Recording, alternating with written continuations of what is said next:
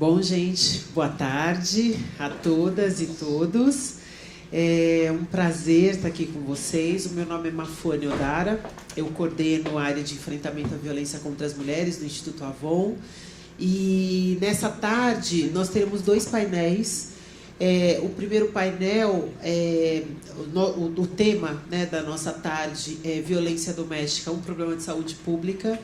E nós dividimos em dois painéis, um para olhar para a política pública em si, né? Então, nós temos aqui profissionais que têm olhado e pensado como é que a gente pode aprimorar esse atendimento às mulheres em situação de violência, às mulheres e meninas. E um segundo painel, que é depois das 4 horas, que é um painel que vai olhar para a saúde mental, né? Então, muitas vezes a gente fala sobre saúde como ausência de doença. E quando a gente fala sobre violência contra as mulheres, é muito importante a gente lembrar que a violência ela não é só física. E aí, para mostrar um pouco sobre isso, eu acabei... Igor, né? Pega aqui nessa mesa, tem um guia de bolso. Isso, esse mesmo. Nós fizemos a campanha... Obrigada, querida. Nós fizemos a campanha esse ano. Todo ano o Instituto Avon faz uma grande campanha, né? Na verdade, assim, só para entender um pouco, vocês conhecem o que o Instituto Avon faz? Sim ou não? Mais ou menos? Então tá, deixa eu só contar rapidamente o que o Instituto faz, só para vocês entenderem por que eu estou aqui. A Avon, todo mundo conhece, né? É uma empresa que existe há 132 anos e vem pensando há 132 anos sobre o empoderamento da mulher. E quando a gente fala sobre empoderamento, é importante a gente lembrar que ninguém empodera ninguém. As pessoas se empoderam. E o nosso papel é dar as condições para que as mulheres possam fazer isso. Então, a gente começou a pensar sobre essa questão, imagina, em 1886, quando nem se pensava em ter voto para as mulheres. E a gente já começava a pensar sobre isso. E a Avon veio para o Brasil há 60 anos atrás, todo mundo acha que a Avon é brasileira, ela não é, ela é americana, né? E há 60 anos atrás a gente começou a pensar sobre como é que a gente poderia ajudar as mulheres nesse auxílio de ferramentas. E a cada 2 anos a Avon faz uma grande pesquisa com a nossa base de revendedoras para olhar para quais são os principais problemas. E sempre a resposta a essa pergunta é a escolha de caminho e que vem cada vez mais sendo reiterada. A primeira... veio para olhar para a saúde da mulher. O câncer de mama é o câncer que mais mata as mulheres. Então, são quase 20 mil mulheres morrendo de câncer de mama por ano no Brasil, 500 mil no mundo inteiro. Então, a Avon, há 50 anos, vem falando sobre como é que a gente combate o câncer de mama, como é que a gente detecta precocemente o câncer de mama. E a gente acabou de sair do Outubro Rosa, então toda a nossa campanha está muito nesse sentido, porque grande parte dos cânceres, quando eles são detectados nos estágios 1 e 2, aumenta a chance de sobrevida. Então, o nosso papel é fazer isso. A gente não consegue impedir que o câncer venha, né, porque não é uma situação possível, mas dá para a gente conseguir retardar o desenvolvimento do câncer quando a gente detecta precocemente. E a segunda causa que a Avon abraçou, ela vem em resposta à seguinte pergunta: mulheres, qual é o principal medo ou preocupação de vocês quando vocês saem de casa? Qual é? Andar na rua e sofrer uma violência. Exatamente por isso, a Avon, então, decidiu, há 10 anos atrás, começar um trabalho com o enfrentamento da violência contra as mulheres. E esse ano a gente trouxe um novo elemento, que são as meninas. Então, inclusive, vocês receberam, quando vocês chegaram, um tabloide, que é a nossa parceria com a Turma da Mônica, porque quando a gente fala com crianças, a gente não fala sobre enfrentar a violência, a gente fala sobre valores. Que valores são importantes de serem ensinados na infância para que, na fase adulta, homens e mulheres tenham relações respeitosas. Então, esse gibizinho, esse tabloide, ele vem nessa intenção de construir novas histórias para meninos e meninas. E um novo material que a gente... Então, uma das áreas que a gente trabalha, né, tanto no câncer de mama quanto na violência, é a área de informação. Então, vocês receberam lá na frente também esse guia de bolso para relacionamentos saudáveis, que está disponível para vocês que trabalham dentro das comunidades e que querem levar. É só pedir para a gente, mandar um e-mail para mim, pedindo isso em grande quantidade, porque esse é o nosso papel. A Avon é a maior loja de livros e de sapatos do Brasil. Aí tudo fica... Né? Porque a gente chega onde não chega o correio. São 6 milhões de folhetos impressos a cada 19 dias. esse é o tamanho da Avon, né? Então, o nosso papel é esse de corresponsabilidade, de levar a informação onde ela não chega. Então, esses guias, e aí o guia, ele tem, né, muitas informações. Quais são os diferentes tipos de violência? Você aprender a detectar violências que não são só violência física. O que você faz quando você passa cada um desses tipos de violência? Então, por exemplo, sofri assédio, o que eu faço? Reúna provas, faça um boletim de ocorrência, procure uma ajuda de especialista. E aí a gente vai dizendo para cada um deles. E aí, na parte de trás, a gente tem dois... quais são os principais órgãos públicos que você pode recorrer quando você sofre violência? Então, vai desde Delegacia da Mulher até os grupos reflexivos para homens, né? Então, tem uma série de serviços aqui. E uma série de serviços de assistência liderados por organizações sociais. Então, uma das organizações a gente vai conhecer, que tem uma consultoria aqui, ela vai contar para vocês, mas hoje de manhã a gente teve um pouco de conhecimento sobre o Mapa do Acolhimento, que é um site para acolher mulheres e ele oferece psicólogas e advogadas que voluntariamente se dispõem a trabalhar com o tema, a trabalhar com as mulheres, desculpa, e atender essas mulheres presencialmente. O Mete a Colher e o Junta são dois aplicativos para baixarem no celular de proteção às mulheres. A Defende, também hoje de manhã a gente também teve a chance de conhecer que é a Rede Feminista de Juristas, o contrato que depois a Ana vai contar, e dois materiais educativos. O Valente Não é Violento, que é um grupo de 12 aulas, é um trabalho liderado pela ONU Mulheres, que são 12 aulas para trabalhar as questões de gênero na escola, e o Novas Histórias para Meninos e Meninas, que é esse que vocês conheceram, tá? Então, só para vocês saberem, esse daqui está disponível, se vocês precisarem disso em grande quantidade, esse é o nosso papel. E uma segunda área tem a ver de por que a Albertina está aqui com a gente, e a Fabiola, que nos ajudam em áreas diferentes a fazer uma coisa que é muito importante, que é melhorar o suporte às mulheres. A doutora Albertina é nossa parceira há muitos anos, tem trabalhado incansavelmente, tanto na coordenadoria de mulheres quanto como médica, nesse atendimento às mulheres que sofrem violência. E a doutora Fabiola é uma promotora que nos ajuda aí na questão do acesso à justiça e garantia dos direitos fundamentais às mulheres. Então, a gente tem aqui 3 profissionais que em áreas diferentes.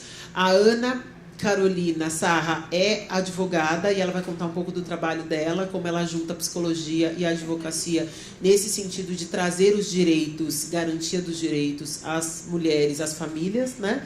A doutora Albertina vai trazer a sua experiência, enfim, né? Antes de eu nascer, né? Ela já era médica, então, né? Eu acho que é um pouquinho de experiência, acho que ela tem. E a doutora Fabiola vai trazer o trabalho que ela tem feito na área de saúde e as agentes de saúde, que inclusive a gente está feliz de ter algumas delas aqui na nossa plateia, tá bom? Então, quem quer começar? Não? Então vai lá. Então, por livre e espontânea pressão, eu passo para Ana, para ela contar um pouquinho para a gente. Eu vou fazer o controle do tempo, tá? Vamos dar uns 15, 20 minutinhos para cada uma e depois a gente abre para a nossa conversa, tá? Oi, boa tarde a todos. Eu sou Ana Carolina Escobar Sarra, fundadora do Contrato. E como surgiu isso, na verdade? Eu sou advogada, a minha especialidade era contratos, eu fazia muitos contratos com N, não com M. E começaram a aparecer, algum tempo atrás, alguns casos que eram casos que eles fugiam do padrão jurídico. Eram casos que eu percebia que tinham questões emocionais bem importantes envolvidas e que isso seria importante olhar. Eu percebi que a sociedade estava mudando, o nosso Código Civil é de 1916, e que seria importante olhar isso. Eu lembro um caso emblemático que eu recebi. Eram 2 amigos, era um homem e uma mulher. Eles tinham um projeto de fazer um filho, na verdade. Eles eram pessoas que eram muito amigas, os 2 eram homossexuais. E eles se admiravam muito, só não tinham uma relação sexual, uma vontade de estabelecer uma relação de casal. Mas eles se admiravam e eles queriam ter esse projeto de fazer um filho e achavam aquilo tudo tão diferente que me chamaram para eu fazer o contrato da relação deles em relação a esse filho. E esse caso me sacudiu muito. Eu falei, uau, porque não está na lei. Não está na lei, né? Na verdade, se eu quiser fazer um contrato sobre isso até, pelo contrário, não tem nem validade. Mas eu percebi que para eles era importante eu cuidar disso, era um momento importante da vida deles. E foi com base a esse caso e outros casos que então eu entrei na terapia para me formar uma terapeuta. Hoje eu também sou terapeuta de casal e família, formada pela terapia sistêmica. E eu comecei a levar essa terapia, essa escuta terapêutica em todos os casos que eu atendia. Então, a partir desse momento, quando eu era procurada como advogada, eu colocava para as pessoas que a minha escuta terapêutica estaria ali presente. E os resultados que eu tenho tido são lindos, na verdade, porque eu penso assim, né? Por exemplo, eu comecei a atender até depois que eu me formei terapeuta, muitos casos de divórcio. Como é que é possível lidar numa situação tão difícil, numa situação onde tem tanta tristeza, tantos vínculos sendo desfeitos, tantos lutos, eu poder lidar com as pessoas sem poder acolher a dor delas? É uma situação impossível. Como é que eu posso chegar para as pessoas e tratar que a casa vai ficar para fulano ou para ciclano se eu não entender quem morou naquela casa? Quem era a mãe que morou naquela casa, quem era o pai, quem é o filho que está sem teto? Eu comecei a atender casos, por exemplo, onde o casal desfeito, um era americano ou a outra brasileira. E para eles era de uma extrema importância, por exemplo, ter a guarda compartilhada. Como é que você vai tratar de guarda compartilhada com pessoas onde uma mora num país e a outra mora em outro país? Quais são as atualizações que são necessárias a gente fazer para conversar com trato, com seriedade e com gentileza sobre as questões do humano? Porque eu acho que quando eu atendo uma pessoa, uma família como advogada, eu não estou atendendo só alguém nos termos da lei. Eu estou atendendo um ser humano. Então, eu tenho que me despir. É óbvio, eu preciso saber, né, os contornos. Acho que a lei me dá os contornos. Eu sei os lugares onde eu posso ir, porque eu tenho esses contornos. Mas eu tenho que me despir também no sentido de me abrir e ser um porto seguro para essa família que eu estou recebendo, que eu estou lidando. E aí, eu comecei a atender alguns casos de divórcio, alguns inventários com essa escuta, e eu comecei a perceber também uma coisa muito interessante. E aí, daí é que veio a ideia do contrato. Eu percebo que muitos casais, não importa se são heterossexuais, homossexuais, mas tem uma dificuldade muito grande de lidar com determinadas questões. Por exemplo, é muito difícil, eu vejo em muitos casais, conseguir conversar sobre questões patrimoniais. Muitos casais, quando casam, sequer conversam sobre regime de bens. Muitos nem sabem. Às vezes eu pergunto, que regime de bens que você casou? Aquele que todo mundo casa. Aquele que todo mundo casa, tem alguns. Ou eu pergunto assim, que regime de bens que você casou? A pessoa fala assim, esse é um... não sei, eu não consigo conversar direito sobre isso, porque toda vez que eu vou conversar, parece que eu estou desconfiando. Eu acho que, assim, muita coisa aconteceu, muita coisa mudou, a mulher foi para o campo de trabalho, todo mundo se preocupa com patrimônio, com dinheiro, é importante saber, e eu acho muito triste, na verdade, poder conversar sobre isso só na mesa do advogado no momento do divórcio, ou no momento em que estão numa grave crise. Eu penso que se as pessoas puderem, quanto mais pessoas puderem saber o que significa cada um dos regimes, tem a separação total de bens, tem a comunhão parcial de bens, tem a comunhão universal de bens. Tem gente que fala, eu não quero nem ter nada com isso, eu só vou morar junto. Quando você mora junto com alguém, tem uma lei que está regindo também. Você não está... O fato de não falar sobre isso... Eu gosto de fazer uma analogia, por exemplo. Por que a gente não está voando agora? Né? A gente não está voando porque tem uma lei que a gente não vê aqui, que é a lei da gravidade, que faz com que todo mundo esteja o pé aqui no chão. Né? Então, a partir do momento que você decide se relacionar com alguém no intuito de constituir um casal, uma família, uma lei vai incidir sobre isso. E essa lei vai determinar de forma profunda como é que vocês vão assumir responsabilidades, direitos e obrigações. E eu acho extremamente importante, acho que só para finalizar, o seguinte: quem é você na sua construção de história? Como é que você, quando criança, aprendeu papai e mamãe lidarem com dinheiro? Papai e mamãe lidavam bem com dinheiro? Foi uma coisa que construiu, foi construtiva, trouxe coisas boas para vocês? Papai e mamãe brigavam tanto que se separaram e foi impossível, ficaram anos brigando por causa de dinheiro? Como é que eu chego hoje para constituir uma nova relação? Qual que é o valor do dinheiro para mim? Como é que eu vou escolher um regime de bens que, considerando essa história que eu sei, e cada um tem a sua, não tem história melhor nem pior, não tem regime de bens melhor nem pior, mas cada um tem o seu. E como é que a gente trata isso com seriedade, porque é um assunto extremamente sério, mas também com trato e gentileza. E eu queria mostrar, aqui, eu trouxe para hoje um poema que eu gosto muito, que eu acho que é extremamente importante para todas as relações. Você precisa de alguém. Precisa de alguém que o respeite, o aceite e o ame. Você pode encontrar essa pessoa e conhecê-la. Alguém que o apoie, que o elogie, o encoraje e lhe dê confiança. Alguém que o trate com amor. Você precisa de alguém que lhe mostre o caminho para levar uma vida mais fácil, mais simples e mais feliz. Essa pessoa existe e está bem próxima. Essa pessoa é você.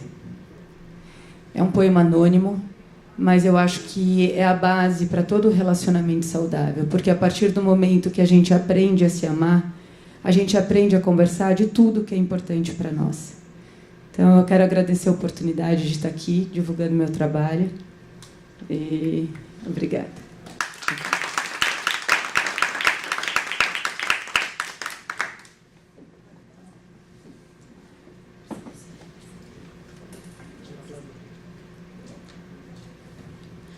Bom, boa tarde a todas e todos. Primeiramente, gostaria de agradecer o convite do Instituto Avon, do Promundo, e cumprimentar minhas colegas de mesa, né, tão queridas, todas vocês. Eu acabei de conhecer a doutora Ana, muito prazer. Mafuane e doutora Albertina são para nós todo um impulso de tanta admiração que nós temos por vocês. Bom, em primeiro lugar, eu gostaria de trazer uma história, porque eu acho que para falar um pouco sobre o meu trabalho com as agências de saúde, eu acho que eu preciso fazer algumas introduções, que é justamente as introduções que eu faço quando eu trabalho com as agências de saúde. Eu sou promotora de justiça, sou do Ministério Público e realizo um trabalho chamado Prevenção da Violência Doméstica com a Estratégia de Saúde da Família, e cumprimentar as agentes que estão aqui e agradecer a presença. Primeiro, eu gostaria de lembrar desse documentário humano, que conta a primeira história, é um depoimento do Leonard. O Leonard, ele está preso, né, quando ele conta esse depoimento, numa prisão perpétua nos Estados Unidos, e ele conta sobre a sua infância. Ele fala que quando ele era pequeno, o pai dele o agredia com fios elétricos, e o pai dele dizia assim para ele: meu filho, eu estou fazendo isso porque eu te amo. E você pode ter certeza que isso dói mais em mim do que em você. E o Leonard aprendeu, né, que para amar ele precisaria causar sofrimento nas pessoas, e que ele media o amor que ele sentia pelas pessoas na medida em que ele causava maior sofrimento para elas. E o que essa história nos traz? E o Leonard até completa que ele aprendeu o que era amor quando ele estava lá na cadeia. E ele estava lá porque ele tinha matado a mulher, tinha matado a filha, e ele era visitado pela mãe da mulher. E foi a mãe que ensinou para ele o que era amor. E essa história, para mim, desperta várias coisas. Eu acho que é muito interessante. Por que eu estou contando a história de um homem para falar de violência contra a mulher? Porque elas nos mostram muitas coisas, não só o fato das crianças que sofrem violência doméstica e levarem isso adiante, mas também traz, até porque o Leonardo teve a oportunidade de contar a sua história, que é o que a gente chama da palavra dignidade. O quanto é importante ter voz e o quanto é importante a gente mostrar a nossa dor, já que a gente está falando de saúde aqui, esse espaço é de saúde. E trabalhando a Lei Maria da Penha, considerado um divisor de águas para o Ministério Público, um divisor de águas para o sistema de justiça, na questão do enfrentamento da violência doméstica e familiar contra a mulher, quando eu fui trabalhar no grupo de enfrentamento à violência doméstica na Zona Leste, eu me deparei com um público, uma região de mais de 3 milhões de pessoas. Ali concentra 32% de todo o movimento processual da violência doméstica da cidade de São Paulo. E ali eu fiquei extremamente incomodada, porque dentre os milhares de processos que apareciam, que surgiam, pelo menos 3 perfis de mulheres ali muito característicos. E eu vou contar esses perfis rapidamente para mostrar para vocês que não é só esse perfil que está nesse cenário do enfrentamento da violência doméstica. Primeiro, a história da Ana, com 30 anos de idade, 2 filhos. Chegou o ex-marido dela na casa, ela morava num sobrado em Cidade de Tiradentes. Ele, empunhando a arma de fogo, mandou que ela subisse até o quarto. As crianças ficaram atrás do armário, ouvindo todas as ameaças que ele fazia enquanto isso, e obrigou que a Ana se jogasse do sobrado, ali numa distância da janela de 7 metros de altura. A segunda história é de Joana, uma senhora de 65 anos de idade, que fazia uso de cadeiras de rodas. E o filho, ela foi perguntar para o filho, aonde está o meu DVD? Um filho já adulto. O filho ficou incomodado com a pergunta e passou a espancar a mãe. Espancou até que ela caiu no chão, começou a chutar a mãe, pegou R$20 do bolso dela e saiu para comprar droga. E a outra história, a história da Mariana, de 9 anos de idade, e a mãe dela, usuária de drogas, ela era praticamente cuidada pelo padrasto, o padrasto passou a abusar sexualmente dela. E só foi descobrir, na verdade, ele abusava dela sexualmente, torturava com correntes de cachorro, e ela só foram descobrir que ela estava em situação de violência quando ela engravidou. Então, essas 3 histórias, elas não mostram apenas, logicamente, que eu falei aqui de uma série de violências psicológicas, eu falei de violência sexual, violência física, violência patrimonial. Mas como que eu descobri essas histórias? Como que essas histórias chegaram a mim, promotora de justiça? Primeiro, a história da Ana, da mulher adulta, eu conheci essa história quando eu já estava na audiência e o fato já havia acontecido 3 anos. E o que aconteceu depois que ela resolveu registrar o boletim de ocorrência até o momento da audiência? Nada. O caso não foi considerado tentativa de feminicídio, tanto que ela estava na violência doméstica, né? Em nenhum momento ela foi encaminhada para a rede. O companheiro dela nunca tinha sido preso. E ele estava ali, ele visitava as crianças, ele pegava às vezes as crianças e ia embora, não tinha hora do dia para voltar com elas, né? E ali ela já estava tão acostumada com aquela dor que ela nem mais sabia dizer qual era o sofrimento que ela tinha. E assim por diante. A história da Mariana também, que é a menina de 9 anos, traz outras questões. Porque ela ali, a mãe, usuária de drogas, ela não tinha nenhuma rede de apoio, e para ela, a única pessoa que apoiava era o padrasto. E foi a única pessoa que mostrou para ela o que era carinho na concepção dela.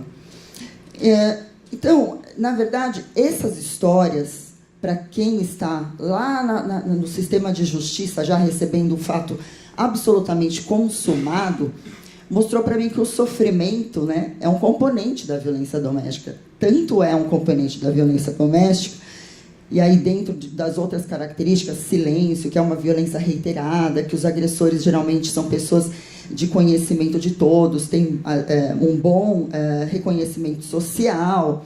Quem foi vítima na infância costuma ser também agressor ou vítima, mas que as vítimas possuem baixa autoestima e problemas de saúde. Mas a questão, acho que muito importante para essa mesa, é falar um pouquinho disso, falar um pouquinho desse sofrimento.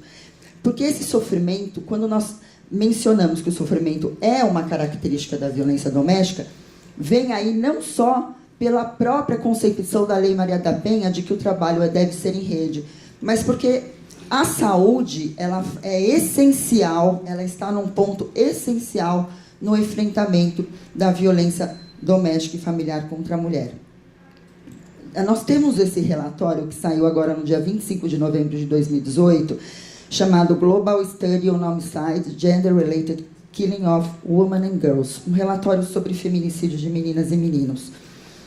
E esse relatório considerou não só que a casa é o lugar mais perigoso, né, mais provável para a mulher ser morta, mas trouxe também que a saúde, que é necessário criar estratégias de prevenção de violência. Então, a prevenção, ela está dentro de um ponto essencial para que a gente possa pensar em garantias de segurança, empoderamento das vítimas, em responsabilização dos agressores.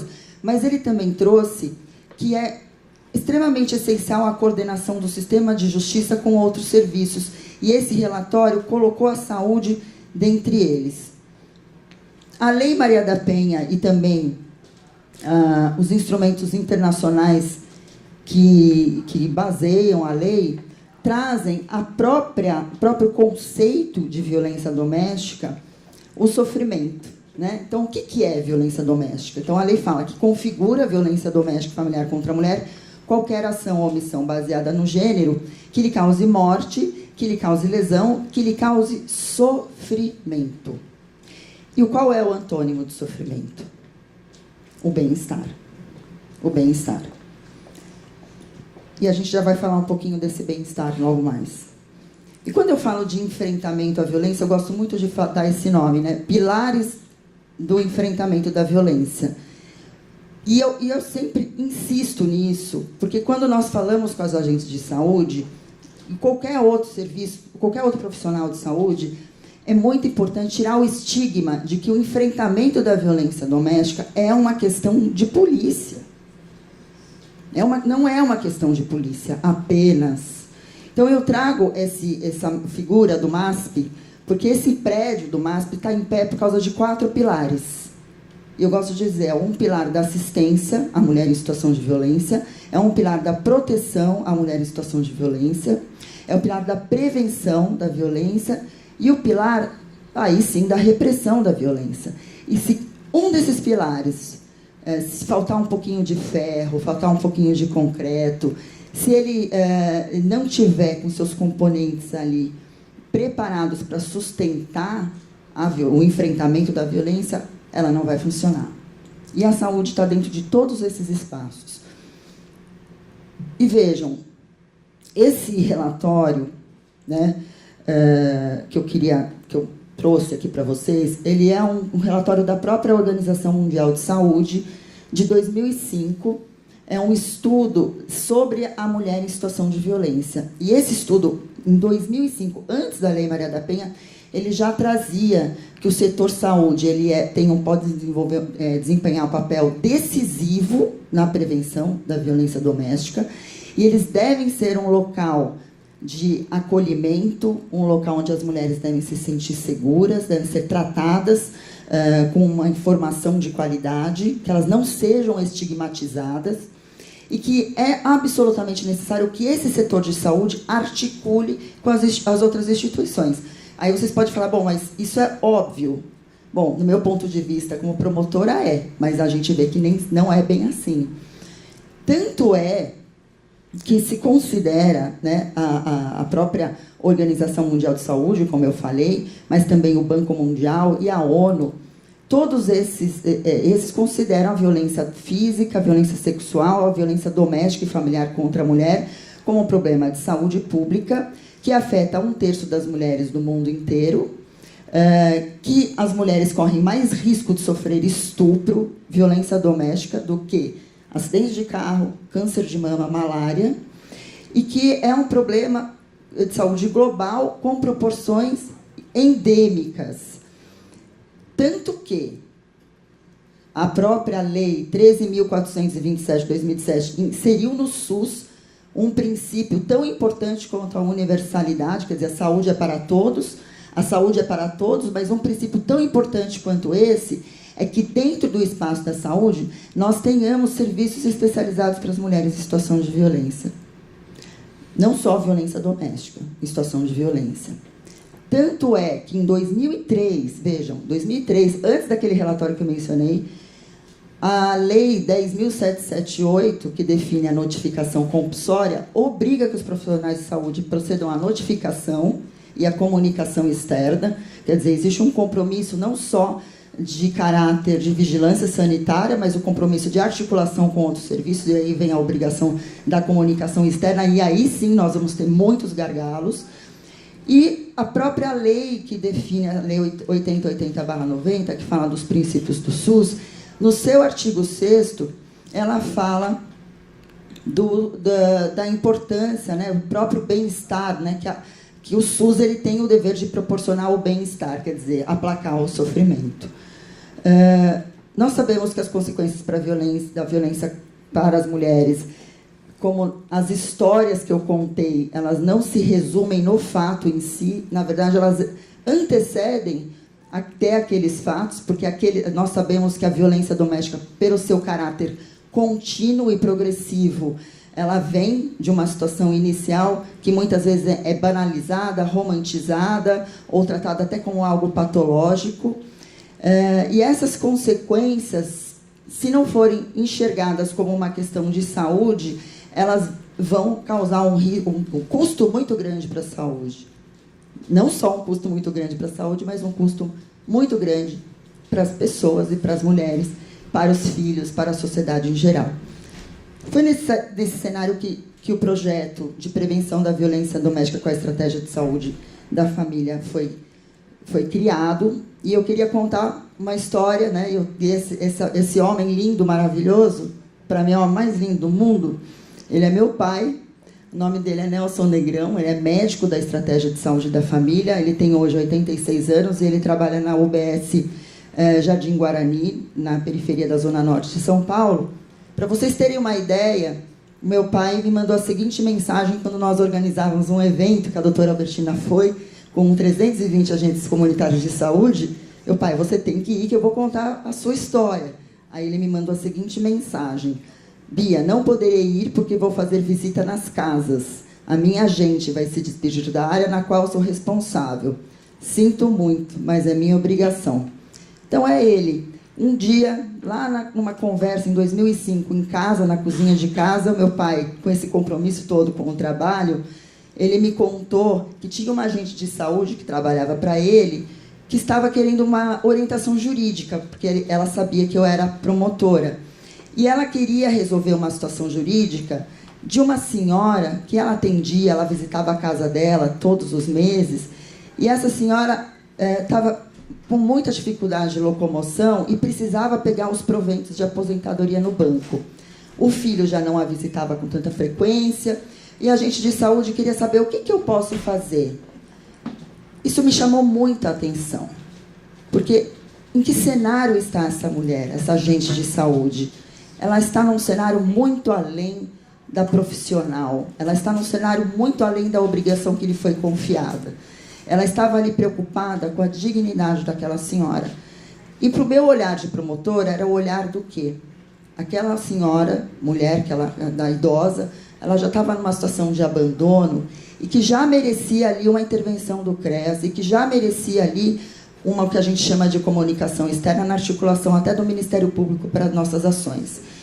Bom, o projeto começou assim, com essa história do meu pai, com essa história, e aí a gente percebeu que a agente de saúde tem uma enorme potencialidade de disseminar as informações da Lei Maria da Penha, uma enorme potencialidade de perceber uma situação de violência numa situação que possa ser, cujo agravo pode ser prevenido, e que pode aí ser um elo entre a história da mulher e um desenrolar de estratégias para que se evitem os feminicídios, que se evitem essas violências que chegam no fórum já num quadro, eu digo assim, um fato extremamente consumado de sofrimento.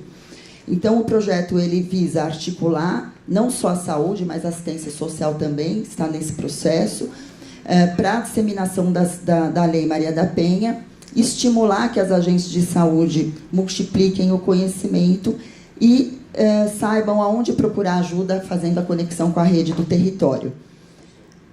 É lógico que com a experiência nós descobrimos muito mais. Eu vou falar rapidamente para terminar. Mas por que a estratégia de saúde da família, né? Nós sabemos que cada agente de saúde visita de 200 a 250 casas. As mulheres que sofrem violência precisam de atendimento à saúde, as agentes de saúde fazem um trabalho de prevenção. As mulheres costumam ficar em silêncio e as agentes de saúde podem quebrar esse silêncio e, pelo vínculo que elas possuem, aí estabelecer estratégias de atuação.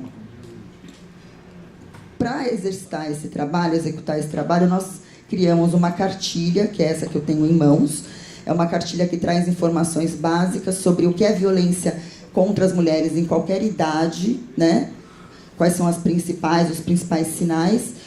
Traz aqui também informações sobre a rede, com o endereço, o local, com um telefone. E por que essas cartilhas são importantes? E essas cartilhas, elas, para muitos, isso pode parecer uma campanha, mas não é. Então, nós fizemos em português, inglês, em francês e espanhol, pensando na população imigrante, mas ela é muito mais do que o propalador da informação. Um dos principais medos que tem dentro da estratégia de saúde da família é justamente abordar situações de violência. O medo de você identificar uma situação, fazer uma comunicação externa. Então, a cartilha ela passa a ser um pretexto para você abordar, mas ela não pode ser dirigida apenas àquela residência, até porque nós estamos falando de prevenção, não naquela residência que ela sabe que tem violência. Então, é uma situação que, na comunidade, todos ficam sabendo que aquela cartilha está sendo distribuída e a agente de saúde acaba se sentindo mais segura de, assim, abordar. Mas eu queria trazer, aí já partindo para o final, saiu agora, recentemente, um estudo de mestrado chamado, que analisa a questão da violência contra a mulher dentro do espaço da estratégia de saúde da família, e foi considerado que ela é invisibilizada. Muito porque as vítimas são vistas como responsáveis pela agressão. Ou seja, que dentro do espaço de agentes de saúde ainda tem esse olhar, o estigma de que a mulher ela é responsável pela agressão. E agora eu queria trazer, fazendo o link desse estudo que é muito recente, da experiência que nós acabamos construindo. Eu digo que a experiência é conjunta. Quando nós falamos de agentes de saúde, nós não estamos falando de uma classe profissional e ponto. Primeiro que nós estamos falando de mulheres, na sua maior parte. Estive agora no Sindicato de Agentes de Saúde, cerca de 95% são mulheres. Então, são mulheres. Se são mulheres, são as mulheres que sofrem violência também. Outra coisa, esse é um profissional que precisa morar no território para ser agente de saúde. Qual é a profissão que você precisa morar? Se você sair daquele território, você perde o emprego. Você só pode ser contratado se você morar naquela região. Então, nós estamos falando de uma mulher que tem vínculos naquele território. E não é só ela que está ali no território, com as suas dificuldades. Lembrando que são territórios geralmente já vulneráveis. Não é só ela, porque ela tem a sua família ali, ela tem os seus vizinhos ali, ela tem os seus filhos, que também têm vínculos. Ou seja, existe um comprometimento de comunidade. É muito maior do que a sua própria situação profissional, pura e simplesmente. E se ela mora no território, se ela é mulher, se tem seus filhos, o medo pode ser um limitador, mas, ao mesmo tempo, esse medo pode ser um instrumento de transformação. Então, nós sentimos que nós, com esse trabalho, nós despertamos nas agências de saúde uma segurança para abordar sobre situações de violência, e a Catarina está aqui, se puder falar depois, através do conhecimento, porque aí você desconstrói muitas coisas que são construídas, até a própria concepção de que a mulher pediu para apanhar. Ao desconstruir e ao angariar conhecimento, elas conseguem se apoderar da informação e transformar as suas comunidades. Elas são muito comprometidas. Faça chuva, faça sol, e aí tem uma foto que mostra muito bem. Elas ganham ali todo um gás para realmente mudar e transformar a sua comunidade. Mas existem muitas dificuldades, né? E tem as dificuldades de cobrança em produtividade, né? Da falta de respaldo na unidade, e essa falta de respaldo é algo que nós precisamos trabalhar, porque existe esse comprometimento de notifica a violência, mas se for situação de risco, como a lei de notificação compulsória exige, precisa fazer a comunicação externa. Mas ela vai fazer a comunicação externa? Ela não vai fazer a comunicação. Ela tem que ter um respaldo na unidade, na supervisão, na coordenação para fazer essa comunicação. Existe uma nota técnica do Conselho Federal de Psicologia que traz um norte para isso. E essa construção, né, de estratégias para a realização da comunicação externa é que ela deve ser feita, o que é importante lembrar, até para os agentes de saúde que estão aqui saberem, deve ser feita antes que o fato esteja consumado. Então, eu até acho que a notificação ela poderia ser um pouco maior, abranger mais situações do que ela abrange. Porque a comunicação externa é só em casos de extremo risco.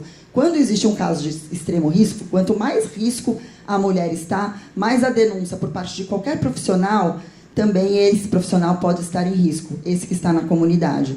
Então, como forma de prevenção, a notificação ela poderia sim se estender para para a articulação em rede, já pensando em criação de estratégias para a mulher criar caminhos e sair da situação de violência. E tem uma outra coisa, a agente de saúde precisa de cuidados. Precisa ser valorizada como profissional. E eu acho que esse também foi um outro ponto que o nosso trabalho avançou. Porque o Ministério Público saiu, vamos dizer assim, lá do alto do seu gabinete, que é assim que o Ministério Público é visto nas comunidades, e nós fomos até lá. E nós fomos até lá não como doutora Fabiola, como Fabiola.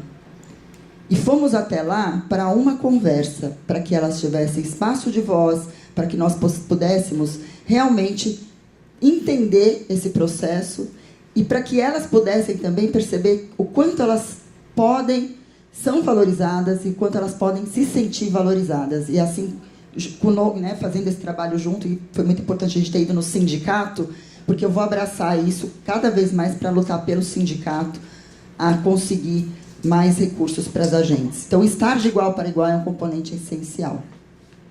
Então, aqui tem só algumas fotos do trabalho.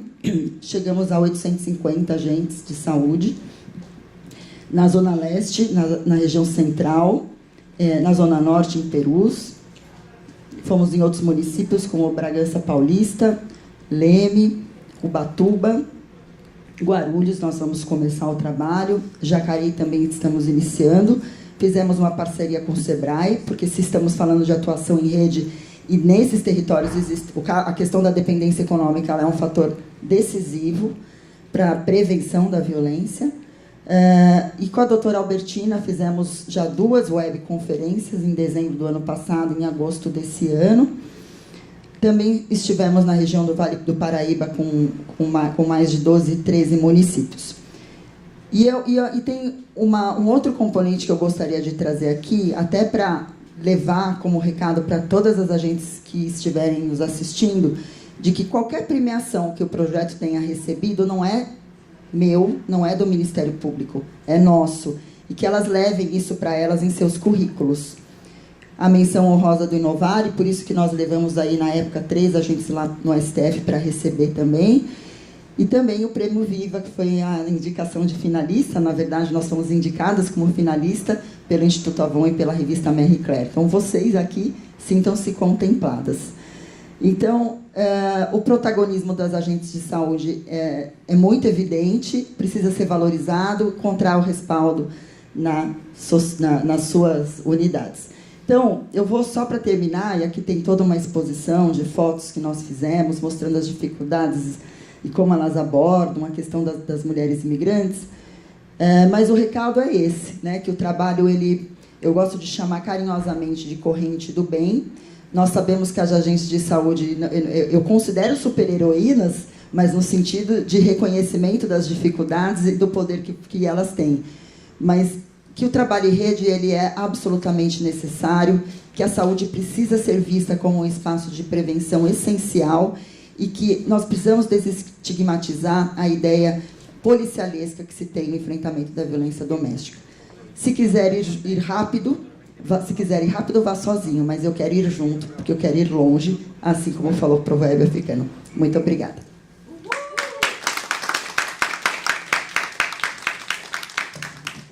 Obrigada. Doutora Albertina. Estou muito feliz porque a Fabíola está quase se tornando uma doutora igual seu pai negrão, né? E imagina o quanto que me inspira o doutor Negrão, que trabalha aos 85 anos e visitando as mulheres. Eu sempre tenho dito para os meus netos que eu sei que vou me aposentar, mas eu quero morrer antes. Para passar o último e-mail, né, antes de ser enterrado. Bem, então veja, eu entrei no Hospital das Clínicas com o maior sonho que talvez você possa ter. Eu sou portuguesa, sou filha de pedreiro. Imagina para mim estar no Hospital das Clínicas, né? Cada vez que eu olho e entro, eu sempre tenho, depois de tantos anos, a emoção de que aquele hospital não era para mim. Só faltava ser negra, porque eu era imigrante, pobre. Aliás, eu tinha cabelo enrolado também, né? Ele foi ficando liso, né? Então, de tanto alisar, né? Porque, né? E agora ele não volta. Mas todo dia que eu ia para o Hospital das Clínicas, eu lembrava, nossa, aqui é uma casa para salva-agentes. E lá fora estão morrendo quantas pessoas? E até hoje eu digo que morrem mais de 100 mulheres por dia, por mortes que podem ser evitáveis. Isso mexe muito comigo. Morrem 4.000 mulheres por ano pela questão do feminicídio. Morrem, na verdade, mulheres de AIDS que perderam a luta, porque dos anos 80 eram 80 homens para uma mulher, e agora está 2 para 1. Quer dizer, essa luta já foi desigual. Morrem mulheres de morte materna. Quer dizer, na verdade, eu tenho mais de 40 anos de formada e nunca nenhuma mulher morreu na minha mão. Então, por que morrem não é porque eu sou a melhor, é que tem uma rede de assistência que atende essa mulher. E quem morre mais é a mulher negra. Morre mulher de câncer, de colo de útero, quando é absurdo, porque com o Papa Nicolau feito, nenhuma mulher morreria. E morrem também mulheres de câncer de mama, como disse a Mafone, 20.000, porque são diagnosticados 60.000 e 1/3 morrem, quando em qualquer país ninguém morre. Então morre tardiamente. Morrem, na verdade, mulheres, né? Feminicídio, morrem agora as mulheres trans que morrem, mata-se no tempo pós-eleição, uma por dia, mas sempre eu falava, eu estou aqui para salvar a gente. Então, por que as mulheres negras morrem mais, as indígenas não têm nem registro, e as imigrantes, então, começam agora a ninguém saber o que está acontecendo? E eu falei, e as que quase morrem? Como ficam as que quase morrem? Então, e a primeira coisa que eu aprendi, pode ir, é que, efetivamente, não, volta para trás, é que não é todo mundo que nasce igual.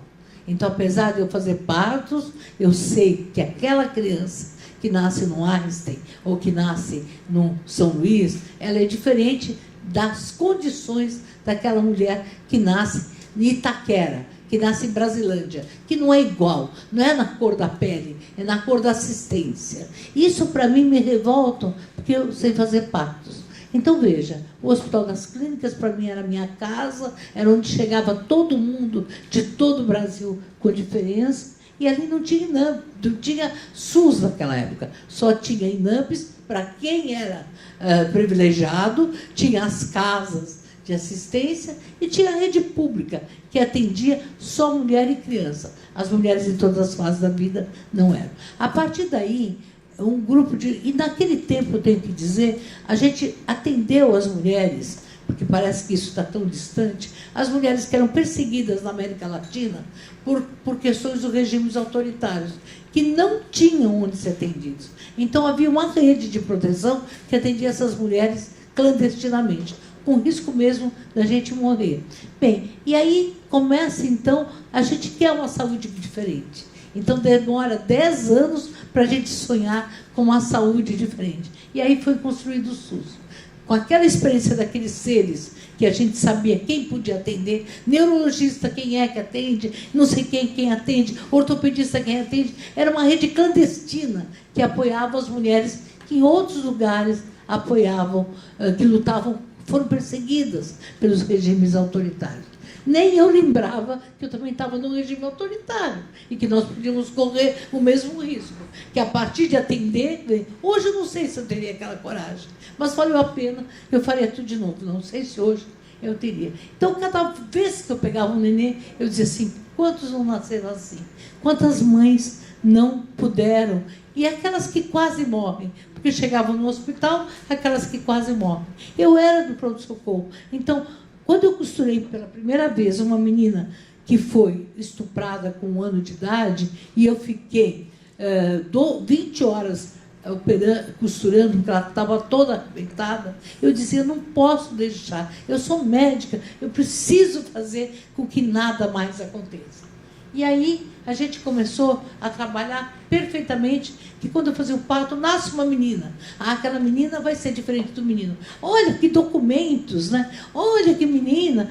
Era diferente como era aquela menina era recebida. Então, rapidamente percebi, sem saber que era gênero, porque eu estou falando isso há 30 anos, que menstruar era diferente, tornar-se mulher era diferente. Menstruou, ficou mocinha. Quer dizer, quando for embora, ficou velhinha. Já percebeu, né? Menstruou, ficou... E era uma saudação menstruar. E começava, estou naqueles dias, a cólica normal, é peripaque, nada. E aí eu falei, não, atenção para menstrual não é normal.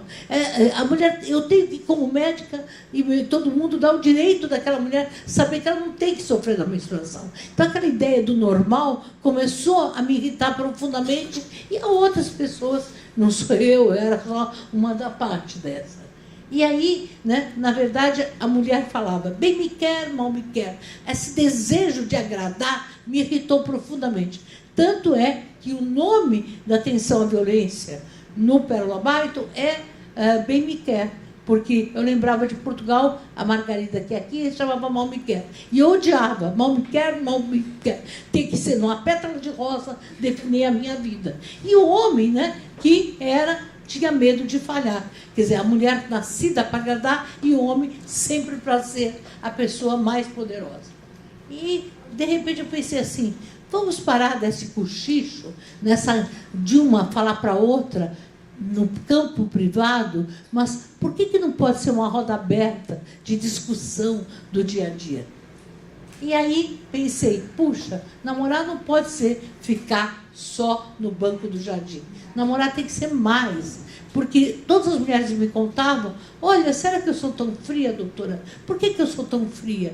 E aí comecei a criar aquela frase, não tem mulher fria, tem mal esquentada. Então, né? E a ideia é que não era um pênis que esquentava uma mulher e nem que o prazer era da cintura para baixo. Que toda a situação do prazer e do envolvimento requeria que essas mulheres se sentissem amada, ouvida, desejada, querida. E, de repente, comecei a ficar muito brava com todas as pessoas à minha volta. Quando eu digo não sou eu, tem muitos médicos, o doutor Montori, que já não está mais aqui, que é mais velho, a Margarida Barreto, algumas mulheres que falam, não, a ginecologia não pode ser da cintura, só do útero. A mulher tem um corpo e ela não pode ir para consulta com medo, ela tem que falar. E, de repente, quando a gente falava assim, conta dos seus amores, como é que é? Porque a pergunta era, tem libido, não tem libido? Eu assim, conta o seu dia. A senhora quer mesmo ouvir, mas não está com pressa? Então, a gente, ao mesmo tempo que construía uma história do SUS, construía espaços de escuta diferente. E essa ideia da mulher no mercado de trabalho, né, que ela tinha que fazer tudo ao mesmo tempo, eu mesma era uma mulher dessas. Né? a mulher polvo, praticamente. E essa mulher que engravidava e que alguém dizia, essa barriga está baixa, essa barriga está alta, não sei o quê. Falou, não dá para falar, ela tem que ser acolhida, ela está carregando um tesouro, que é toda a humanidade crescendo. E aí a mulher polvo, a mulher, tudo isso aí ficava em cima da minha cabeça. Falei, não, isso é uma violência de gênero. A sociedade tem que dar para essa mulher, né, na verdade, um espaço. E, né, essa mulher, né, ele deitado, e a grande rara, o que eu fiquei mais sempre furiosa é se existe mulher fria. E o ponto G existe. Esse maldito ponto G que eu nunca encontro, se eu examino uma mulher, não dá para fazer na entradinha da vagina para cá, para lá, é mentira, não dá para ver. Então, e quem inventou esse ponto G chama-se Ernest Goldstein. Eu odeio ele, porque, na verdade, o ponto G está na escuta.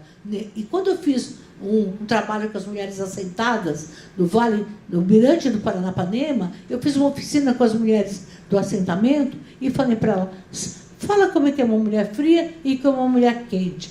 E aí ela dizia assim, que a mulher quente era aquela que ele chegava, oi, bem, vem ver a lua, vem ver como é que está. Aí ela ficava quente. E aquela mulher que chegava, o que tem para comer? O que você quer? Essa mulher nunca esquentava. Aí eu comecei a falar para ela, quando eu falei isso, que não tinha mulher fria, só esquentava, elas adoraram, e eu falei, a mulher não é um liquidificador que liga na tomada, e assim, ela precisa de muito mais coisa que isso. Vamos para frente.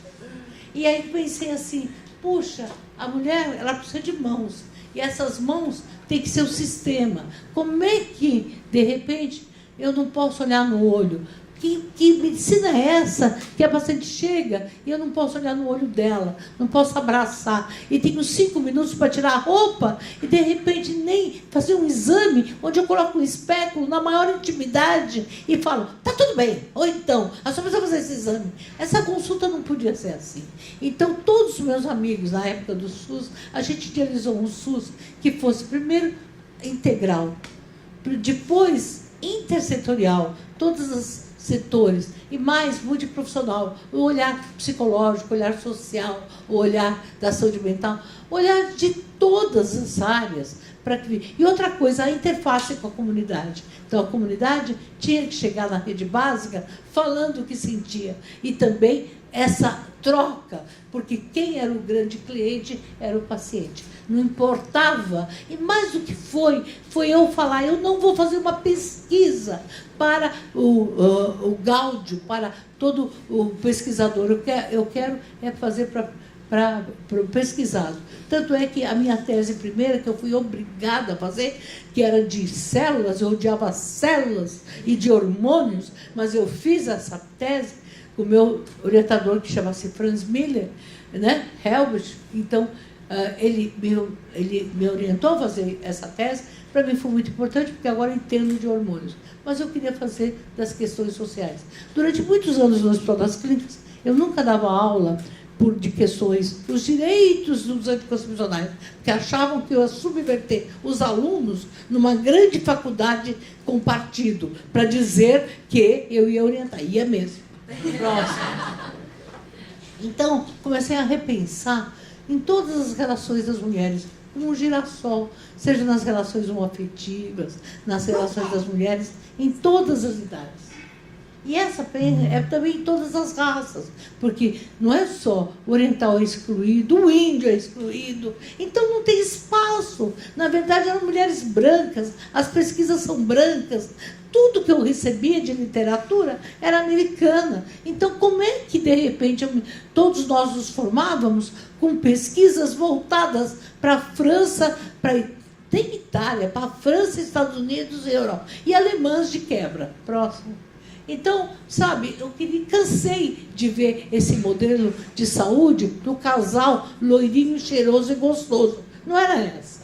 E passei a colocar nos meus slides para os alunos Todas as raças. Durante um tempo pensavam que era porque eu era japonesa, casada com japonês, que eu punha esse slide. Não, era para mostrar que a mulher mais velha tem direito à sexualidade. Criei uma situação muito forte, que foi: vocês pensam que acaba com a mulher mais velha? Não, a vagina fica apertadinha e fica bem legal.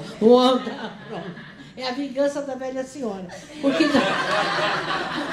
na verdade, a saúde na terceira idade nem existe. E sexualidade não existe. Como é que existe agora? Porque as mulheres com mais de 60 anos estão tendo HIV e estão tendo HPV. E elas não têm coragem de falar. Elas chegam para mim e dizem assim: ai, doutora, pelo amor de Deus, menina, minha família pode saber. Eu encontrei o namorado pelo Facebook, né? Elas contam tudo. E às vezes elas vão com ele lá. E eu acho maravilhoso. Elas me contam como é que ele era, aquele rapaz que eu não tenho nada a ver agora. Né? Mas elas falam: olha, a gente dançou pela primeira vez e beijou pela primeira vez. Então, e aí ela fala: mas eu estou com uma verruga.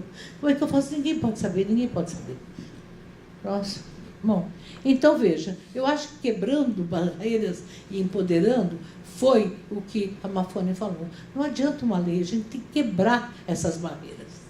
E aí, né, a emoção não se rompe apenas pela lei, ela se rompe pelo empoderamento. E hoje, mais do que nunca, o empoderamento tem que ser coletivo, porque uma mulher que é dependente economicamente nunca fica empoderada. E a mulher que foi violentada, ela tem uma marca dentro dela, que é a submissão. Ela não fala do abuso, como a gente vai ver que não fala nunca, fala para mim depois, fala para outro por muitos anos, porque ela tem vergonha, porque de repente ela acha: eu usei essa roupa porque ele me violentou. Quero saber se o homem anda na minha frente de shorts ou de bermuda e eu agarro o pinto dele. Sabe, isso é absurdo, né? Então a mulher está com a roupa pequena, então eu já agarro. Eu ando do jeito que eu quiser e ninguém tem direito de me agarrar. Vamos lá? Bom, e aí, sou mulher, posso ser quem eu quiser. Bom, então a bandeira que a gente começou a trabalhar na adolescência é porque na adolescência é um inferno. A mulher perde o corpo, tem que ganhar um corpo adulto. Com uma imagem global de que o corpo da mulher brasileira não é mestiça, misturada, mas é loira, alta e de olho azul e sem nenhuma marquinha, essa mulher constrói uma autoestima lá para baixo, uma autoimagem negativa. E com tudo isso, ela não tem condições de segurança para discutir direitos, gênero e cidadania. Começa com o corpo, com aquela menina que chega para mim: olha, doutora, todo mundo ri de mim, olha como eu estou cheia quanto a pele, olha, estou mais gordinha. Essa menina que tem autoimagem negativa, e o que faz a mídia? Derruba a autoimagem dessa mulher. Então, a mulher com autoimagem baixa, ela não consegue denunciar o abuso, o estupro.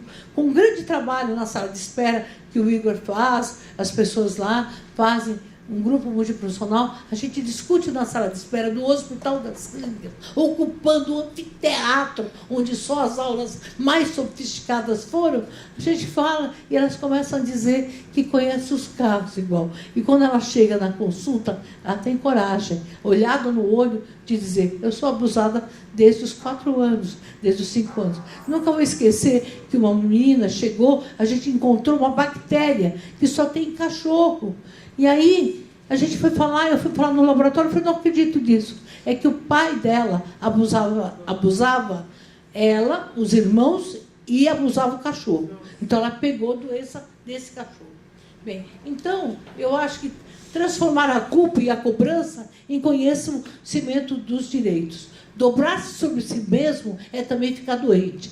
Nós temos que buscar saídas coletivas e saúde coletiva. O SUS, ele não é uma lei, ele é um direito. E esse SUS que nós queremos não pode ser o depositário de próteses e de medicamentos de testes, medicamentos caríssimos, porque a prevenção do câncer é fundamental. E agora que está todo mundo, câncer de mama faz com que a mulher não tenha direito, não possa usar hormônios. Então, se a vagina dela resseca, ela não tem, além dela perder a mama, porque ou ficar com problema da mama, ou ficar com medo da mama, e ser abandonada em 40% pelo homem, ainda no tratamento, ela não consegue ter relação, porque a vagina fica muito mais alterada e não pode usar quase nenhum medicamento. Então, hoje eu estou falando que tem que usar laser. Nós temos uma tecnologia do laser para dilatar, para ajudar que ela fica super feliz. Mas eu falei isso na Assembleia, e aí um falou assim para mim, isso é muito caro, porque tudo para a mulher é muito caro. Quanto custa uma vida? Quanto custa a vida? Custa nada. Laser não custa nada, mesmo porque se fizer. Bom, então veja, eu acho que é fundamental diminuir a vulnerabilidade, diminuir os indicadores de risco, firmar e implementar todas as boas práticas na saúde da mulher. Nós temos boas práticas. Então, olha da Fabíola, olha dessa menina, junta tudo, porque nós somos protocolos. Esses protocolos têm que firmar. E o SUS, por favor, tem 30 anos. E a Constituição tem 30 anos. E os direitos reprodutivos têm 30 anos. E os acordos internacionais têm anos. Numa baciada a gente pode prender todos esses 30 anos de conquista. E aí, a vacina do HPV, uma grande conquista. O que eu queria repensar? Em todas as unidades básicas, nós queríamos, na verdade, a roda de conversa. A roda de conversa é a conversa na roda, onde as mulheres... Custa muito pouco, é uma tecnologia de baixo custo. Então, finalizando, todas as conquistas que nós temos, conhecer todos os protocolos, todas as boas práticas, São Paulo pode exportar tudo que fizemos e retomar na unidade básica, na escola, na sociedade, nos espaços públicos. Eu sonho que São Paulo, no dia 8 de março, possa fazer uma roda de conversa em todos os espaços públicos, em todas as unidades básicas, começando uma grande conversa.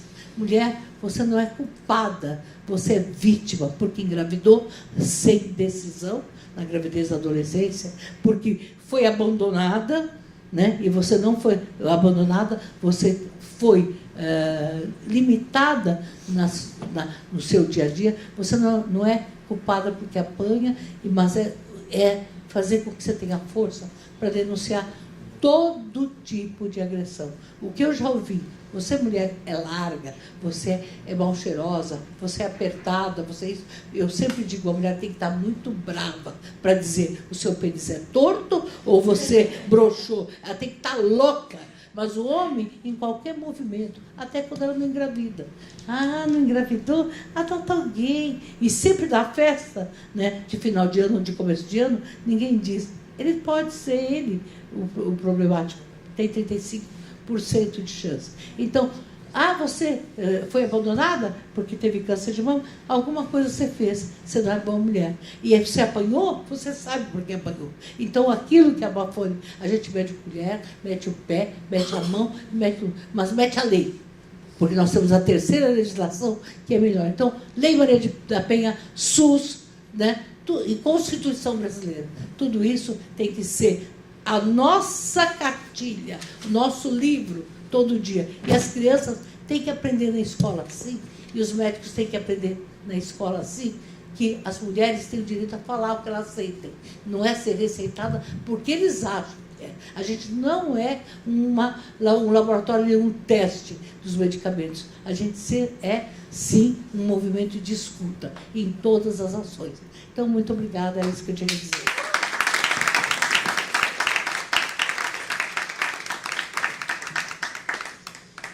Nossa Senhora. Maravilhosas. Obrigada, doutora Fabíola. Obrigada, doutora Albertina. Obrigada, doutora Ana. Gente, agora a ideia, eu acho que elas trouxeram elementos fundamentais para a gente pensar o básico dessa nossa discussão, que é a saúde vai para além da ausência de doença, né? É exatamente a condição de bem-estar. E quando a gente fala de bem-estar, a gente tem várias dimensões diferentes. E foi um pouco isso que a gente quis trazer nessa conversa. E aí eu queria abrir para vocês poderem trazer, enfim, perguntas. Eu tenho aqui algumas perguntas, mas eu queria ouvir. Tem alguém que quer começar? Quer trazer? Tá. Então, já eu passo para vocês. Então, eu vou só quero fazer uma pergunta para cada uma de vocês. Ana, essa sua decisão, a Ana, ela emprestou gentilmente, ela licenciou o nome da consultoria dela, contrato, para a nossa campanha desse ano. que fala sobre as violências que não matam, mas matam mesmo assim. Matam sonhos, matam possibilidades, matam horizontes de felicidade. E a ideia do contrato, que é falar com gentileza sobre os temas importantes, qual foi a coisa mais difícil que você teve que construir um contrato, né? Contrato com N, né? Então, que novos contratos foram possíveis e o que foi mais difícil para você de lidar nesse processo? Para a doutora Albertina, meu mestrado foi sobre se a cor e o sexo dos médicos interferia na relação médico-paciente, né? Eu tinha, enfim, por conta dos índices altos de diferenças das violências que mulheres negras sofrem no hospital. Então, as mulheres negras recebem 50% menos anestesia na hora do parto, são menos tocadas pelos médicos, ficam menos tempo nas consultas pré-natal. E uma das dimensões do meu mestrado era a questão educacional, né? E a senhora, em vários momentos, fala sobre a formação dos profissionais, em especial dos médicos, né? Que é quem você mais acompanha, que eu acho que é um grupo muito importante, que é o grupo que mais tem poder, né? E eu não sei com quem... Foi com você que a gente estava falando sobre poder agora, né? Quanto mais poder você tem, mais responsabilidade você deveria ter. Mas parece que é o contrário. Você se sente menos responsável e mais à vontade de fazer violências, né? De promover violências com outros profissionais.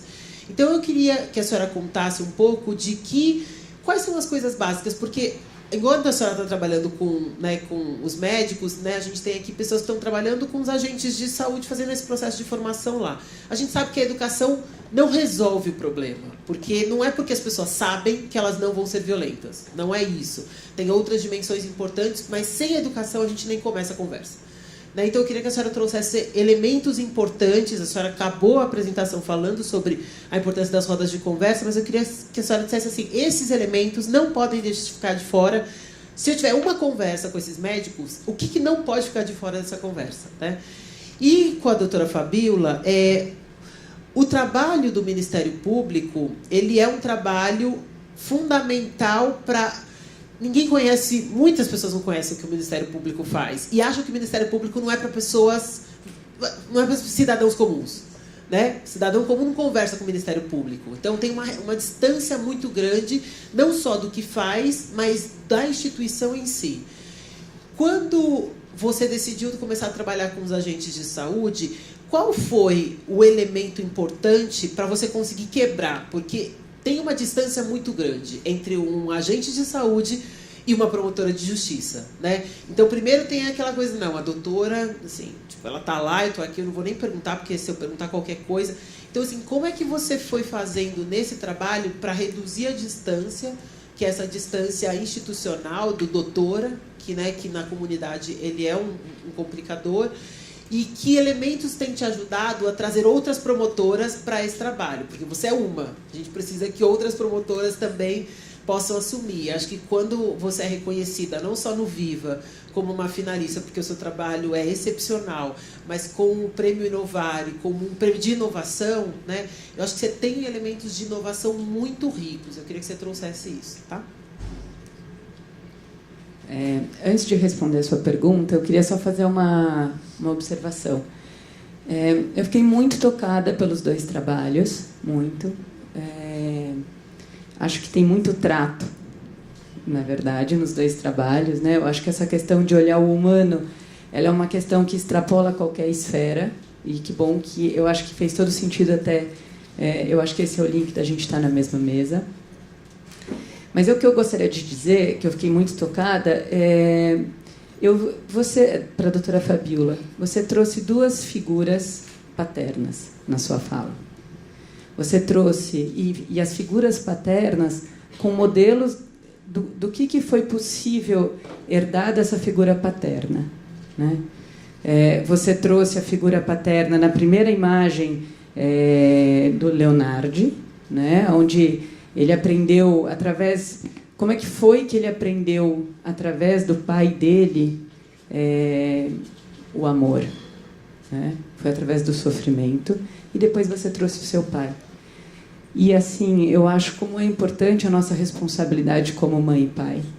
Porque o que a gente passa para os nossos filhos não significa que eles vão pegar, mas podem pegar, né? Tanto para o bem como para o mal. E eu acho que bom que você teve esse exemplo, porque o exemplo de amor que você teve, você pôde dividir de uma forma muito bonita. E a partir disso eu começo a responder também a pergunta que você me fez, né? Qual foi a minha maior dificuldade? Como eu falei para vocês, eu sou advogada. Minha primeira profissão era só de direito. E esse primeiro caso que apareceu para mim, desse casal que eu contei para vocês, eu não encontrava respostas no Código Civil. E minha mãe, aproveitando que a gente está falando de pai e mãe, né, a minha mãe é terapeuta de casal e família. E eu liguei para minha mãe e falei, poxa, mãe, olha que interessante esse caso que eu estou. E ela fez perguntas para mim que eu jamais, como advogada, imaginei perguntar. E eu falei, nossa, eu não consegui nem imaginar como que eu perguntaria isso dentro de um escritório de advocacia, porque escritórios de advocacia são escritórios muito formatados, assim, né, com livros, tem uma formalidade, mas eu achei que fazia sentido aquilo que ela falou e perguntei. E todas as perguntas que eu fazia, com base nas conversas que eu tinha com a minha mãe, eram perguntas que geravam conversas incríveis e que permitiram, aí sim, eu fazer o contrato para essas pessoas que, na verdade, não foi um contrato do que vai acontecer se a gente brigar com esse filho, mas sim como uma carta de valores. Quais são os nossos valores? Hoje em dia, por que a gente está querendo ter um filho? O que é importante para nós? Né? Vamos entender, então... A elaboração do contrato em si foi um processo, né? Então, foi extremamente importante. A partir daí, eu percebi, isso tocou em mim, eu percebi que eu gostaria de entrar nisso. Entrei para o curso, são 3 anos de formação. Ao longo desses 3 anos, eu fiquei num grande dilema, porque essa era a profissão da minha mãe. E aí, o que eu faço com o direito? Eu largo o direito e viro terapeuta, mas o direito foi tão importante para mim. Então, para mim, uma grande dificuldade que eu tive foi conseguir conciliar esses 2 valores. A minha profissão de advogada, que eu gostava, eu já tinha 19 anos de experiência, eu achava um desperdício jogar isso fora, com esse encanto que eu estava tendo ao me aproximar da profissão da minha mãe. E eu faço uma analogia aqui como um encontro de águas. Sabe o encontro do rio com o mar? Eu acho que são 2 forças muito grandes. E na hora que eu permiti viver essas 2 forças, isso virou uma onda, né, que é a pororoca. E eu comecei a surfar essa pororoca. E essa foi a segunda grande dificuldade, porque quando eu contava para as pessoas do mundo do direito que eu estava fazendo terapia, as pessoas me olhavam e falavam, o quê que você está fazendo? Eu não fiz uma pós-graduação em direito processual, eu não fiz uma pós-graduação em contratos, eu não fiz um MBA, eu não fiz nenhum dos nomes jurídicos de especialização. Eu fiz uma especialização no ser humano, em como o ser humano se sente, como é que eu posso considerar o ser humano nos meus contratos. E a segunda grande dificuldade que eu encontrei, então, foi, assim, num primeiro momento, o bem me quer, o mal me quer, sabe? O olhar de alguns colegas, tipo, o que você está fazendo? Mas você vai largar o direito? Você vai virar terapeuta? E isso, internamente, eu não tinha resposta. Eu acho que quando você está vivendo um processo, na mesa da manhã foi falado isso, né? De angústia. Quando você está vivendo um processo de angústia, é muito difícil, porque você não tem resposta. Seria muito bom ter a resposta. Não, eu vou fazer isso, eu vou fazer o contrato. Eu adoraria, no começo de tudo, falar, não, eu vou fazer isso porque eu tenho uma ideia aqui, que é o contrato. Mas eu nem fazia ideia ainda do contrato. Eu só sabia que tinha algo me chamando e que eu tinha que percorrer isso. E a terceira grande dificuldade que eu tive é porque eu acho que isso é muito empreendedor. Na verdade, não tem muito. Então, como começar a contar para as pessoas o que eu estou fazendo, como começar a contar, falar assim, deixa eu falar, além de estar fazendo, é legal, eu estou conseguindo acordo, meu percentual de êxito em acordos que eu faço, e aí não só de divórcios, separação de sócios, inventário, todas as questões que envolvem relações familiares e emocionais em si, eu estou com uma taxa de 100% de êxito, a gente conseguiu acordo em todos os casos.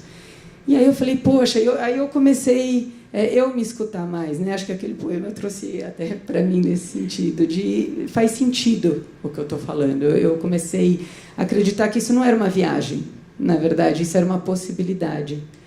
E então eu acho que... e aí, como que eu acho que é importante? Como que eu comecei a ver isso? Além do que eu estava sentindo, o que me ajudou? A rede, né, que vocês estão trazendo, ela é muito importante. Eu comecei a frequentar congressos.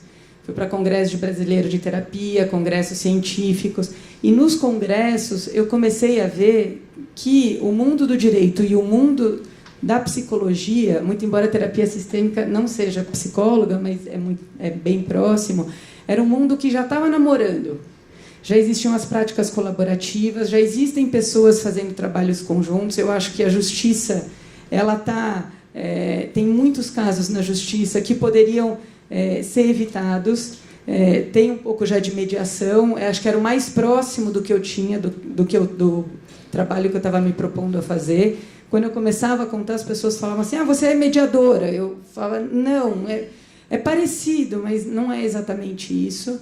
Então, eu acho que quando você é uma voz nova dentro de uma instituição já muito sedimentada, é muito difícil você se manter fiel, eu me manter fiel ao meu propósito, ao meu coração. Então, essa foi a minha grande dificuldade e eu estou feliz de ter prosseguido e estou muito feliz de estar nessa mesa com pessoas tão importantes e falando coisas tão lindas e de saber que isso tem uma força, né? O Instituto Avon, como você disse, tem uma capilaridade que alcança muitas pessoas nesse Brasil inteiro e que eu quero que saiba que essas pessoas têm caminhos alternativos a seguir. Né? Não precisa ser briga. Eu acho que se sentir um incômodo, fala antes que vire briga, se informe. Isso é muito importante. É uma questão de saúde mesmo. Eu não tinha imaginado. Quando você me falou você vai participar da mesa de saúde, eu falei, meu Deus... terapeuta e advogada na mesa de saúde, né? Eu falei, foi incrível. Agora você entendeu. Eu entendi. Obrigada. Muito bom, que bom. Agora, você me falou a pergunta, mas seria muito legal. Que perguntas que você fez para o casal? Porque quando você contou as perguntas, eu achei muito legal. Eu falei, gente, eu nunca teria imaginado isso. Por exemplo, então, para esse casal, eu fiquei pensando assim, né? Eles chegaram para mim e falaram assim, olha... A gente quer um contrato porque a gente quer que você escreva no contrato que se por algum acaso a gente brigar, o Natal é com um, o Réveillon é com outro, que cada um arca 50%, que isso, que aquilo, que aquilo outro. Eu falei, vocês querem que eu faça o pré-divórcio? Não dá, porque tem uma representante do Ministério Público aqui, não é? Qualquer coisa que eu fizesse nesse sentido é nulo, eu não posso dispor sobre um direito indisponível que é de uma criança que ainda não nasceu. Eu falei, caramba, o que eu posso fazer aqui? Então, começaram as perguntas no seguinte sentido. Qual que é o significado do filho na vida de vocês? Por que é importante vocês terem um filho sem ter junto uma relação marido e mulher? Né? Nesse caso, até eles, sendo homossexual, isso ficava até mais claro, porque a opção dela era por mulher e a dele por homem. Mas, hoje em dia, a gente sabe que tem muitos casais homossexuais que têm filhos, né? Mulher com mulher tem um filho, homem com homem e tem um filho, mas eles não queriam se enquadrar em nenhuma dessas situações. Qual o medo que vocês têm se vocês são tão amigos? Como é que é o registro de mãe e de pai que cada um traz em si? O que você conhece como pai? O que você conhece como mãe? E você, o que você conhece como mãe? O que você conhece como pai? O que você acha que vocês colocando um filho no mundo são os valores que hoje, na data de hoje, porque eu acho que quando você coloca um filho, quando você constitui uma família, é meio como um prédio, né? Assim. Então eu fico imaginando um engenheiro, e aí eu faço homenagem ao meu pai, já que eu fiz a minha mãe, que meu pai é engenheiro. Quando você vai construir um prédio, você olha o terreno e você pode imaginar aquele prédio pronto, o acabamento, a cor, mas não tem como você saber. A não ser quando você começar a obra. Você pode se informar o máximo possível, mas você só vai saber aquele prédio, como é que vai ficar pronto, e as dificuldades da construção daquele prédio, na medida em que isso for construindo. Então, já que eles estavam dispostos a entrar nessa empreitada, nessa construção junto, eu convidei a eles para saber o que cada um achava de valor no outro, o que cada um achava de valor em si, o que cada um achava de dificuldade no outro, o que cada um achava de dificuldade em si. A partir desse momento, eu fui construindo com eles quais eram os valores dele e fiz uma carta de valores, em vez de fazer um contrato de pré-divórcio. Nesse caso, por exemplo, foi isso. E nas minhas perguntas, em todos os atendimentos que eu faço, nos divórcios, nos inventários, para mim é de um extremo valor e de uma extrema importância saber o que as pessoas estão sentindo. Qual que é o significado, por exemplo, de mudar de um país? Qual que é o significado, por exemplo, de um filho que não está falando com o pai? Como é que você está se sentindo? O que pode ser feito para minimizar essa situação? Seu pai falava com você? Sua mãe? É importante para você manter essa história ou reescrever essa história? Né? Quanto custa? Porque isso é interessante também. Tem muitas brigas que eu pego, muitas que chegam para mim, que chegam por valores assim que se fala tem alguma coisa estranha.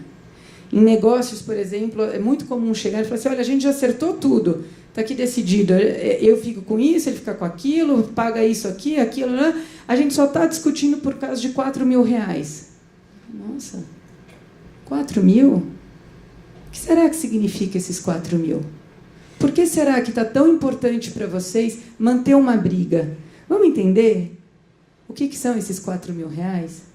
Né? Me conta um pouco de você, me conta um pouco do negócio, me conta um pouco dos seus medos, né? Me conta um pouco da sua ansiedade. Como é que você está? Vamos entender? E a partir de agora, como é que você acha que vai ser morar num país novo? O que é importante para você? Agora eu estou entendendo os 4.000. Não é os 4.000. É, de repente, estar amparada com esse medo e esse medo. Então, você está com esses medos, eu não sei se a solução é brigar por 4.000. Mas talvez a solução seja a gente conversar com esses medos. E aí eu vou ajudando como um tricô. Eu vou ajudando a costurar e chego para outra pessoa e falo assim, então, acerca desse medo, a mãe do seu filho está com esse medo. Né? Se ela não for amparada nesse medo, esse medo vai chegar no seu filho também. E eu estou vendo que você é um bom pai. Como é que a gente pode conversar sobre esse medo? Porque se não é possível para você pagar os R$4.000 hoje, o que é possível você oferecer? Eu acho que só não dá para ser possível a omissão ou ficar deixando embaixo do tapete, porque aí chega uma hora que o tapete explode. Então é isso. Muito bom, obrigada. Maravilhoso. Doutora Albertina? Uma fala, né? Nos anos 80, 85, foi feita uma pesquisa no CRM que só 5% dos médicos viviam de consultório particular. A maior parte tinha 2, 3 empregos públicos e viviam e tinham consultório particular, mesmo que o consultório particular não desse a renda suficiente. E eu me lembro que nos anos 95, não lembro bem, eu tinha toda uma série de alunas comigo e tinha uma aluna especial que eu projetei assim, que achava duas alunas que eu achava o máximo, gostava muito delas, achava que elas se lembravam a mim. E aí uma vez a Globo foi lá entrevistar e perguntou, eu ganhei naquele ambulatório, no Hospital das Clínicas inteiro, eles elegeram uma médica que para eles era uma médica símbolo. O maior prêmio que eu ganhei o prêmio HC Calor Humano, que só é dado para as pessoas que morrem. Só 10% dos vivos. Eu ainda não morri, mas assim, o Jatene, por exemplo, ganhou depois que morreu. Eu ganhei antes dele morrer. Antes de morrer, né? Bem, e eu fiquei muito feliz, estava muito feliz com o prêmio, e a Globo foi lá entrevistar, ainda não tinha saído o prêmio, mas como modelo de alguém que montou um ambulatório e tudo. Aí, pronto, quais são as duas alunas, qual é a aluna que a senhora indica como sendo uma pessoa que tem um perfil parecido com a senhora? E aí eu chamei uma menina, né, que me acompanhava nos congressos, e aí ela foi entrevistada. Então, quer dizer que você gostaria de ser igual a professora? Ah, muito. Queria. Eu admiro muito a professora. Sim. E o que você queria fazer? Gostaria de trabalhar tanto como ela e ter um ambulatório? Não. Eu queria ficar no consultório particular e não Einstein. Jamais aqui no ambulatório. Queria ter a fama dela, o sucesso dela, mas jamais no Hospital das Clínicas. Isso mexeu comigo muito fortemente. E a partir daí eu percebi que a enfermeira quer ser da UTI, mas ela não quer ser enfermeira da unidade básica. Então, a enfermeira de elite é da unidade básica. Não é da unidade, é da UTI. Que, na verdade, a psicóloga, ela quer deitar a pessoa no divã e não quer atender na unidade básica o que é que ela tem. Então, a elite formadora dos médicos é muito maior. Porque quando ele entra na universidade, ele já tem toda uma estatística que não é para ele ir para o médico de família, é para ele ir desfilar nos hospitais da rede. Então, ele não se interessa. Olha, eu dei aula de preventiva em Sorocaba e dei aula de ginecologia muitos anos na USP. A preventiva, os alunos viam a minha aula, nunca era tão querida, quando eu falava de epidemiologia e de tudo. Mas quando eu dou aula de técnica cirúrgica, todo mundo adora. Então, veja, na verdade, existe as classes sociais e as doenças, que é o que interessa, é o que dá lucro.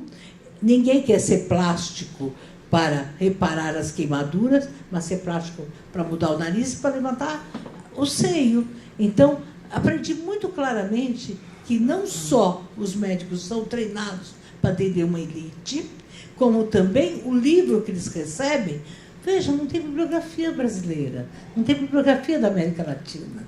Quer dizer, só a Argentina publica. A maior parte das publicações são americanas e são francesas. Então, como é que esse menino vai estudar anemia falciforme? Você acha que tem? Os Estados Unidos, verminose, ninguém sabe cuidar, porque não tem um livro que diz protocolo para atender diarreia. E tudo agora virou virose, né? Porque o pessoal não sabe nem se aquela virose é uma doença. Porque não foi formado assim. No primeiro ano, ninguém entra na faculdade para aprender a ser médico como o pai da Fabíola. Ele quer ser plástico, ele quer ser cardiologista igual bem-estar. Ele não quer trabalhar na rede básica. E aí existem as indústrias farmacêuticas que fazem com que a gente seja verdadeiro camelô da indústria farmacêutica. Então, porque o médico melhor é aquele que receita os remédios mais caros e assediado pelos laboratórios. Então, existe uma expectativa da família, existe uma expectativa da escola. Hoje, o Einstein tem uma universidade lá dentro, uma faculdade. Vocês acham que o médico, que o pai paga R$12.000 por mês na escola, ele vai querer que o filho se forme? Isso já foi dito, o Drauzio falou. Para ele trabalhar em Biritiba-Mirim? Não! Você tem que andar de jaleco impecável. Ele é desvalorizado. Veja, eu vou falar de novo. Meu professor dizia assim: você é a minha melhor residente, você é isso, você é isso, você é aquilo. Por que você tem que ter essa cabeça tão subversiva? Meu chefe, você tem que mudar, você tem tantos atributos. Por que você tem que ter essa cabeça? Né? Quer dizer, o cara ficava revoltado que eu era uma grande técnica cirúrgica. Por que eu precisava ser esse compromisso? Um dia eu falou: você é assistente social, você não é médica. Eu falei: o senhor acha que eu sou uma boa? Não, você é ótima cirurgiã. Se não fosse esse viés seu de assistente social, você seria perfeita. Quer dizer, isso eu vim. Doutora Albertina, desculpa te interromper, mas esse tema me intriga e me instiga. Eu não sou médica, mas eu sou de uma família que tem 8 médicos. E meu avô era daquele que tinha clínica, que abria 3 dias por semana para quem pudesse pagar, 2 dias por semana para quem não pudesse pagar. E hoje em dia, o que eu vejo de aspiração entre os médicos, até na minha própria família, é: o meu artigo foi publicado numa revista com tal critério, uma revista Tier 1, uma revista não sei o quê. E a forma como eu, trabalhando como ONG, defino impacto, não tem nada a ver com o critério da revista em que ele vai ser revisto por 10 outros médicos no mundo e ninguém mais, e não vai chegar nunca na vida de um paciente. E como eu vi essa questão nas gerações, meu avô tinha uma visão da medicina e hoje em dia eu testemunho essa outra visão da medicina. Você acha que está piorando? Eu não acho, tenho certeza absoluta. Então, veja, eu fiz um livro, o primeiro de ginecologia infanto-puberal do Brasil. E quando eu fiz o prefácio, que o professor me pediu, meu professor falou, Bettina, esse prefácio não pode ser assim, porque eu falava de direitos. Eu tive que prescrever 50 vezes um prefácio. E o livro era basicamente, a ponto de dizer assim, Bettina, não quero um artigo teu social, quero científico. O científico é número de isso e aquilo, aquilo. Então, hoje eu optei. Por acaso eu tenho tantos trabalhos de um lado como do outro. Mas sempre, o dia que eu escrevi o livro O Prazer de Ser Mulher, e o Prazer de Ser Mulher, na capa estava escrito, não existe mulher fria, o meu professor olhava, ele só não me mandou para o inferno porque já era conhecida. Era como se a cria dele tivesse sido mortal. Então, o que acontece? É verdade. Ninguém é treinado para atender PPP. Pobre, preta e periferia. Não é. Não querem. Não é que é que, de repente, o médico que se dedica a pobre, preto e periferia, ele é desvalorizado. Quer dizer, então, isso é real. Isso é. Só que, às vezes, nem ele sabe, porque é tão forte, é tão elitista, que o pessoal não sabe. É muito melhor eu ter 10. Eles não querem saber quem eu atendo de graça no Hospital das Clínicas. Ninguém me pergunta. Eles querem saber quais são os famosos que eu atendo. Ninguém quer saber. E quando por acaso, na saia justa, falaram, eu falo muito mais de gravidez da adolescência. Então, quando eu falei da saia justa, a Astrid disse, a Mônica Martelli disse que eu atendia. Pô, minha tese foi de repulsão hormonal. Quer dizer, como é que esse Herbert mandou eu estudar hormônios há 30 anos atrás? Como é que eu não sei? Muita gente falou, nossa, você sabe isso? Não, médico. Eles sabem. Hoje eles mandam as filhas dele para mim, ou as mulheres deles para mim. Eles sabem muito bem o que eu sei. Mas incomoda essa vinculação com o PPP, com o pobre e periferia. E vocês não têm ideia, eu sinto na pele. Quando eu beijo alguém no corredor, você sabe que é pobre ou preto ou periferia. Só tem isso, né, no HC, hoje também já está mudando. É a gente que se incomoda, porque, na verdade, não é só pela cor, é pela remessa da necessidade. É como se ele tivesse sido fracassado. Trabalhar na unidade básica é um fracasso. Então, ter um serviço público é um fracasso. E isso não é dito. Isso é um pacto de silêncio. Então, não tem aula de violência na faculdade, não tem aula de atendimento ao trauma, que eu escrevi um artigo. Não tem aula de atendimento de violência. Não tem aula de anemia falciforme, não tem aula de a mortalidade materna é maior 6 vezes entre as negras do que as brancas. Isso sou eu que sei isso tudo. Incomoda quando eu falo isso. Então, o seu avô, o pai dela, já não existe mais. Medicina não é mais um sacerdócio. Mas não é medicina, é a enfermeira que não gosta de atender na unidade básica. É a psicóloga que não quer fazer terapia na porta. É todo... Ela quer... E a nutricionista que quer fazer, né, whey protein para as famosas. Ela não quer tratar dos desnutridos. Ela quer fazer o bumbum, né? Olha, eu estou falando essas coisas porque também tenho mais de 60 anos. Isso não é palavrão. Já estou dizendo. Bom. Então, vocês entenderam? Então, elas não querem pôr a mão. Ontem, uma paciente minha, eu examinei, eu machucada, eu examinava, assim, ela é do Maranhão, e hoje ela está casada sofisticadamente com uma pessoa muito bem, e ela falou assim, nossa, o marido falou, e ela falou, nossa, a senhora põe a mão, porque eu escuto o pulmão, eu vejo o coração. A minha mãe gosta de gente que escute o pulmão. O pessoal não põe mais a mão em ninguém. Nem branco, nem negro. Antigamente era só negro. Mas negro e pobre não põe mesmo. Né? Mas não põe mais nem gente branca. Enquanto está falando, está olhando no computador ou no WhatsApp. Quer dizer, acho uma indignidade o médico atender o telefone enquanto está sendo consultado. Então o pai não quer saber, ninguém. Então não olha no olho. Esse olhar, eu falo isso. Vocês têm que olhar no olho do adolescente, assim, ó. Não sabe o nome do paciente. Porque é uma ficha. Então, veja, e vão se ferrar. Porque cada vez estão perdendo os clientes. Os consultórios estão cada vez mais vazios. Estão se ferrando.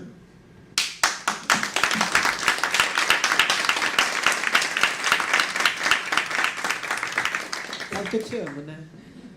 Nunca mais eu vou conseguir deixar você me abandonar, viu? Porque você é maravilhosa. Olha, eu tenho isso para dizer, viu? Ó, de perna quebrada. Meu Deus do céu. Sabe o que meu marido falava? E lá no Einstein, que eu fui para no Einstein, claro. Ou para o Einstein ou para o Sírio, né? Ou para algum lugar onde machucasse a minha perna. E aí eu tenho que ter essa perna, né? E aí já fui para o Hospital das Clínicas a primeira vez que eu atravessei uma porta de vidro porque eu estava falando no telefone, né? Já aconteceu tanta coisa, entende? Mas agora eu só tenho 2 pernas, não sei o que fazer com a terceira. Aí tá. Aí, sabe o que acontece? Lá, a primeira pergunta que o ortopedista meu, que é muito bom, mas falou assim, e que eu as pacientes vão querer ser atendidas em você em cadeira de rodas? Olha isso, ai, gente. E o meu marido, que é médico, e que já foi presidente do centro acadêmico, já foi perseguido, já foi tudo, falou assim, Bettina, não dá uma de louca, hein? As pacientes não vão confiar em você. Tem 26 médicos na minha família japonesa. Todos, ontem teve uma festa, que eu cheguei lá no jantar para receber o pesquisador, que é lindo, o menino que está fazendo pesquisa no Japão. E a pergunta era, as pacientes confiam em você de cadeira de rodas? E sabe o que eu respondi? Elas confiam, sabe por quê? Porque eu olho com as mãos, com os olhos, não é com as pernas. Ai, meu Deus! Beijo. Vai lá. Fabíola, depois eu passo para você. Agora pegou fogo, né? Agora que tá acabando, né? Mas vamos lá. Vai lá, Fabíola. Queria dizer que eu também amo a doutora Albertina, viu? É difícil separar. Bom, eu vou passar direto para as perguntas. Eu sei que o tempo está curto. Primeiro, eu queria dizer que o Ministério Público, com a Constituição de 88, que completou 30 anos, né, esse ano...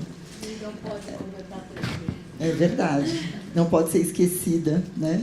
Nós temos cada vez mais que usar a nossa Constituição. O Ministério Público ganhou muitas atribuições, né? Uma responsabilidade enorme em relação ao compromisso de garantia dos direitos fundamentais, dos direitos sociais, inclusive.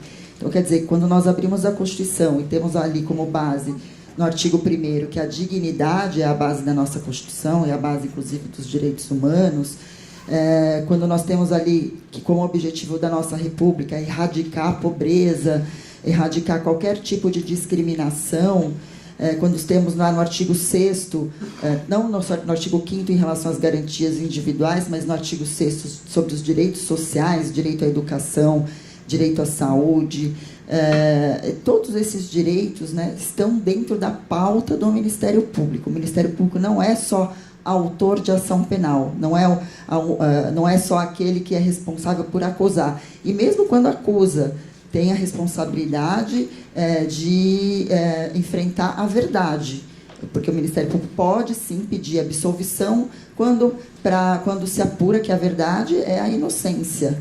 Então, eu vejo isso, que para mim foi isso que trouxe a minha vontade de ser promotora de justiça também, tem outras histórias, que nós somos a voz da sociedade. E se nós somos a voz da sociedade, nós não podemos nos distanciar dela. Dentro do Ministério Público tem muito isso que a doutora Albertina trouxe. O elitismo. Eu posso falar por mim. Eu nasci no Parque do Chaves, na Zona Norte de São Paulo, né? Meu pai tem consultório lá até hoje, mas eu nasci lá, e eu até fico com vergonha, porque eu tenho que falar da minha mãe, eu sou a minha mãe, né? Eu falo dela para não ficar brava. E fiz faculdade na Faculdade Integrada de Guarulhos. Foi muito difícil eu passar no concurso do Ministério Público. Quando eu cheguei no concurso do Ministério Público, muitos alunos da USP faziam mestrado, doutorado, e para mim era muito difícil circular nesse ambiente. Até hoje, eu nunca consegui fazer mestrado. Hoje eu tenho 3 filhos, moro em outra cidade. Ainda vou fazer. Ainda vou fazer, porque ainda bem que nós temos somos promotores e tem lá na Constituição, que é vitalício. Ai, ó, tá no universo. Então, eu acho que, obviamente, que isso é ser... Hoje eu falo isso abertamente, mas muitas vezes eu não falei. Porque se eu falasse da faculdade que eu vinha, eu não ia ser convidada para alguns lugares. Se eu falasse que eu não fiz mestrado, quer dizer, obviamente que isso está no currículo, mas se eu falasse que eu vim lá do Parque do Chaves, muitas vezes eu poderia não ser convidada para determinadas festas. Então, isso aconteceu comigo. Estou num ambiente em que há muita gente de elite, até porque, dentro do Ministério Público, quem acessa a essa instituição são pessoas privilegiadas, que têm ali todo um suporte de educação, que podem estudar horas e horas sem comprometer a renda e estar lá. Então, é preciso uma oxigenação, porque se nós temos um Ministério Público com tantos compromissos, ele tem que espelhar a realidade da sociedade. Cada vez mais, eu acredito que isso tem sido uma pauta, né, da Procuradoria-Geral, tanto que eu posso responder pelo nosso centro de apoio, que esses promotores que estão lá sendo a voz e o ouvido da sociedade também, são promotores anônimos. Não são aqueles promotores que estão preocupados com a imprensa, que estão preocupados... Não, eles estão ali trabalhando muito para cumprir essa missão institucional. E a nossa pauta da Procuradoria é trazer esses promotores, essas práticas, e mostrar, porque se nós também não mostrarmos, ainda a gente fica com essa pecha de elitismo, né? Porque tem muito promotor que tem feito muita coisa, mesmo os promotores que lutam contra a corrupção. Na verdade, todas as ações do Ministério Público, eles têm como base a dignidade, né? Quando nós lutamos contra a corrupção, nós estamos lutando pela dignidade da existência dos nossos direitos sociais, que são roubados com os desvios de dinheiro público. Então, eu também preciso valorizar. E aí, a primeira vez que eu fiz a capacitação na UBS Inácio Monteiro, lá em Cidade Tiradentes, eu estava muito nervosa. Eu tinha muito problema de falar em público, isso no Viva ficou constando, que eu sofri violência doméstica por 12 anos, sendo promotora, inclusive. E eu fiquei muito nervosa, e inclusive eu fiz terapia para vencer esse meu medo de falar em público. E isso tinha muito a ver com a minha história, né, que eu vivi, como se algo me impedisse de falar, principalmente sobre aquele tema. E elas perceberam. E no projeto tem um módulo que a gente chama terceiro módulo, que é o momento que nós nos encontramos de novo, depois desse processo das cartilhas, e nós conversamos e tem uma confraternização que acaba com um abraço de urso, né? E aí uma delas me perguntou: doutora, por que a senhora estava tão emocionada naquele dia? E aí eu contei. Eu nunca tinha contado para as pessoas o que eu tinha passado. E eu contei e passei a chorar. Então, e o que me trouxe essa história, fazendo o paralelo dos promotores? Uma vez eu fiz um curso sobre liderança e um dos temas era comunicação não violenta. E o primeiro pilar para você adotar uma comunicação não violenta é você falar de sentimento. Então, nós não somos uma instituição, nós somos formados por pessoas, nós temos sentimentos, nós temos as nossas questões. Também sou mulher, também passei por situação de violência, assim como muitas outras promotoras, e não vou falar dos homens, dos promotores, né, mas eu posso falar de nós. Então, nós precisamos, se nós somos a voz da sociedade, se nós temos que ouvir a sociedade para traduzir isso, para pedir nos tribunais, nós precisamos estar em pé de igualdade também para falar sobre nós. Porque quando a gente fala sobre nós não estamos criando mais vulnerabilidades para a nossa segurança. Eu não vejo dessa forma. Nós estamos criando mais laços. E isso vem com muito respeito. Eu lembro quando eu entrei no MP, existia uma prática, e até hoje existe, mas de uma forma, obviamente, menos tolerada, que é a tal da carteirada, né? Existem apelidos. É o juiz que tem juizite e são os promotores que dão a carteirada. É o abuso de autoridade, é usar a sua carteira funcional para você entrar nos lugares. A juizite é o alto, tanto é que nas audiências, os juízes ficam num patamar mais alto. Já é simbolicamente preparado como se ele estivesse no alto do saber, no alto do poder. Então, isso é muito simbólico. Então, se está no alto do poder, aquele que se investe num poder autoritário, é essa comunicação que ele vai exercer com as pessoas que estão ali. Então, é preciso você tirar essas amarras, que são amarras institucionalizadas, né? Então, por isso eu tiro o doutora, quando eu falo com as agentes, aliás, eu sempre costumo falar, não me chamem de doutora, estamos aqui de igual para igual, é trabalho em rede, e isso que, para mim, é tão simbólico. Mas, eu queria trazer também algo que me carrega para finalizar. Eu sou muito grata por todo esse trabalho, porque eu me transformei, sou muito mais humana do que era antes, sei muito mais, consigo muito mais conviver com as questões, né? Mas existe uma frase de Exupéry que fala o seguinte: você é responsável por aquilo que você cativa, não é? E isso é uma coisa que me pega muito. Eu não consigo fazer as coisas, bom, cativei, e agora? Acabou? Não. Eu sou mais responsável ainda. Então, a gente precisa encarar dessa forma. A nossa responsabilidade, ela está muito além do que a gente constrói no papel. Ela está dentro da necessidade da gente realmente fazer dessa voz uma transformação.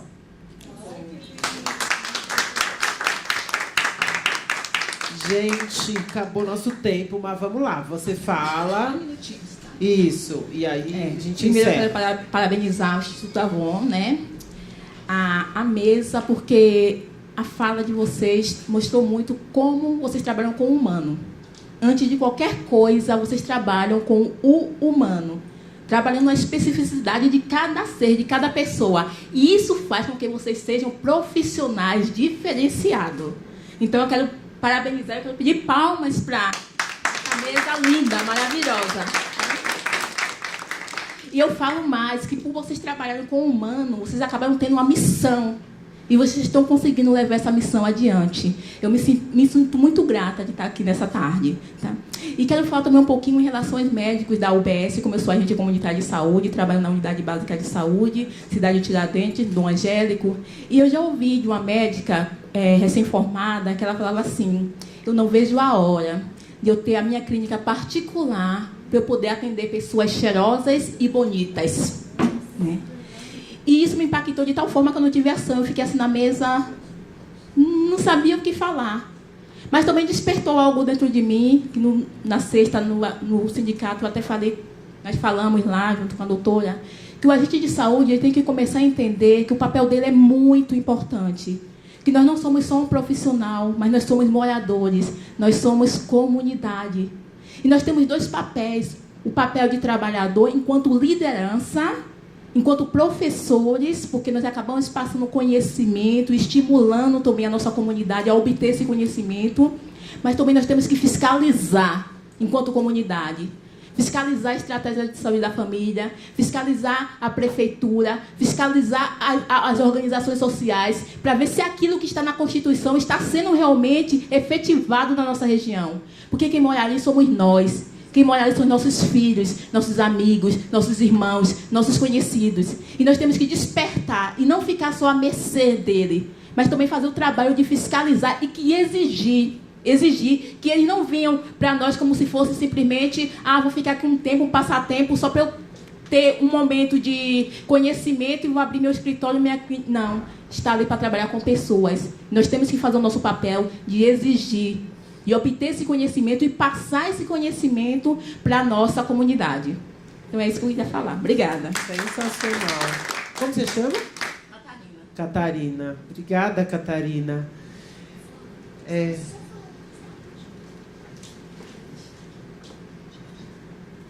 Só um minutinho, está chegando o microfone. Hoje, como a gente está falando sobre violência contra a mulher, eu queria lembrar que teve um tempo atrás que uma ACS veio a óbito devido... Uma ACS veio a óbito uma agente de saúde, certo. desculpa, veio a óbito fazendo visita. Ele estava trabalhando, veio um cadastrado, morador, e aí abusou e matou, né? Enterrou no próprio quintal. Então, assim, isso daí é uma questão que a gente visualiza até a dificuldade do nosso trabalho como agente de saúde. Então, assim, ver os olhares que vocês dão pra gente, e, assim, em especial a questão da doutora Fabíola, sem palavras, né? Toda vez que a gente tem um treinamento, alguma coisa, a gente pensa, coisa eleitoral, passou a eleição, acabou, a gente é trabalho que foi embora, foi jogado fora. E a questão que a doutora Fabíola trouxe para as unidades básicas, assim, é uma coisa que passa, é além disso, né? É uma coisa que é para a vida. Então, não foi um ensinamento só por eleição. O que muita pessoa achou no começo, a gente pensava mesmo, é só por eleição, passou essa eleição, passou esse governo, acabou. Só que não é. É o que ela falou, você é responsável pelo que cativa. E como ela cativou a gente segue. A gente segue, virou parceira, virou amiga, e assim, é lado a lado. Não é aquela pessoa que te deu o telefone e nunca mais olha o que você escreveu. A gente precisa de ajuda. Doutora, pelo amor de Deus, o que eu faço? O que acontece? Então, assim, o que nós precisamos é justamente isso. Iniciativa do Instituto Avon, o contrato também, doutora Albertina também. Então, assim, tudo isso só agrega mais. E o que, eu digo pela classe de agente de saúde, o que a gente acaba repassando, pensa que cada uma são 200 famílias, que geralmente nessas famílias são em torno de 7, 8 pessoas. Então, imagina como é replicado essas informações. Obrigada. Sensacional. Ai, gente, que delícia. Bom, a gente não tem mais tempo, infelizmente, mas eu acho que a ideia era essa, né? Era a gente poder conversar e começar. A gente só está começando a construir na verdade, continuando um processo, né? Veio muita coisa antes da gente e eu acho que a gente tem um super desafio para o próximo ano, que é repensar essa narrativa, repensar esse nosso jeito de trabalhar e aprimorar. Eu acho que toda a crise ela é uma grande oportunidade para a gente também pensar que novos jeitos da gente fazer o que a gente faz para atingir mais pessoas. Então, queria agradecer demais a Fabíola, a Albertina e a Ana por esse momento. Eu acho que é disso que a gente está falando, é isso que a gente acredita e vamos seguir com essa visão de saúde e de empatia e de construção, de corresponsabilidade que cada uma de nós tem que ter, né? Eu acho que o Homem-Aranha é super feliz quando ele diz grandes poderes, trazem grandes responsabilidades, e eu acho que é isso, né? Cada uma de nós tem uma das tirinhas, que é o Jeremias e o Cascão, e aí é uma que fala sobre protagonismo. Aí o Cascão fala assim pro Jeremias, ele está colocando água para um cachorro. Aí o Cascão fala assim, mas por que você está colocando água, né, para esse cachorro? Não vai fazer diferença nenhuma para o mundo. Ele falou assim, para o mundo não vai fazer, mas para esse cachorro com certeza vai. E eu acho que é um pouco essa a ideia. A gente não vai mudar o mundo inteiro, mas se a gente mudar a vida de alguma pessoa, tá valendo a pena. E eu acho que essa é um pouco do espírito. Então, obrigada, gente. E a gente segue e volta daqui a pouco com a segunda painel. Obrigada.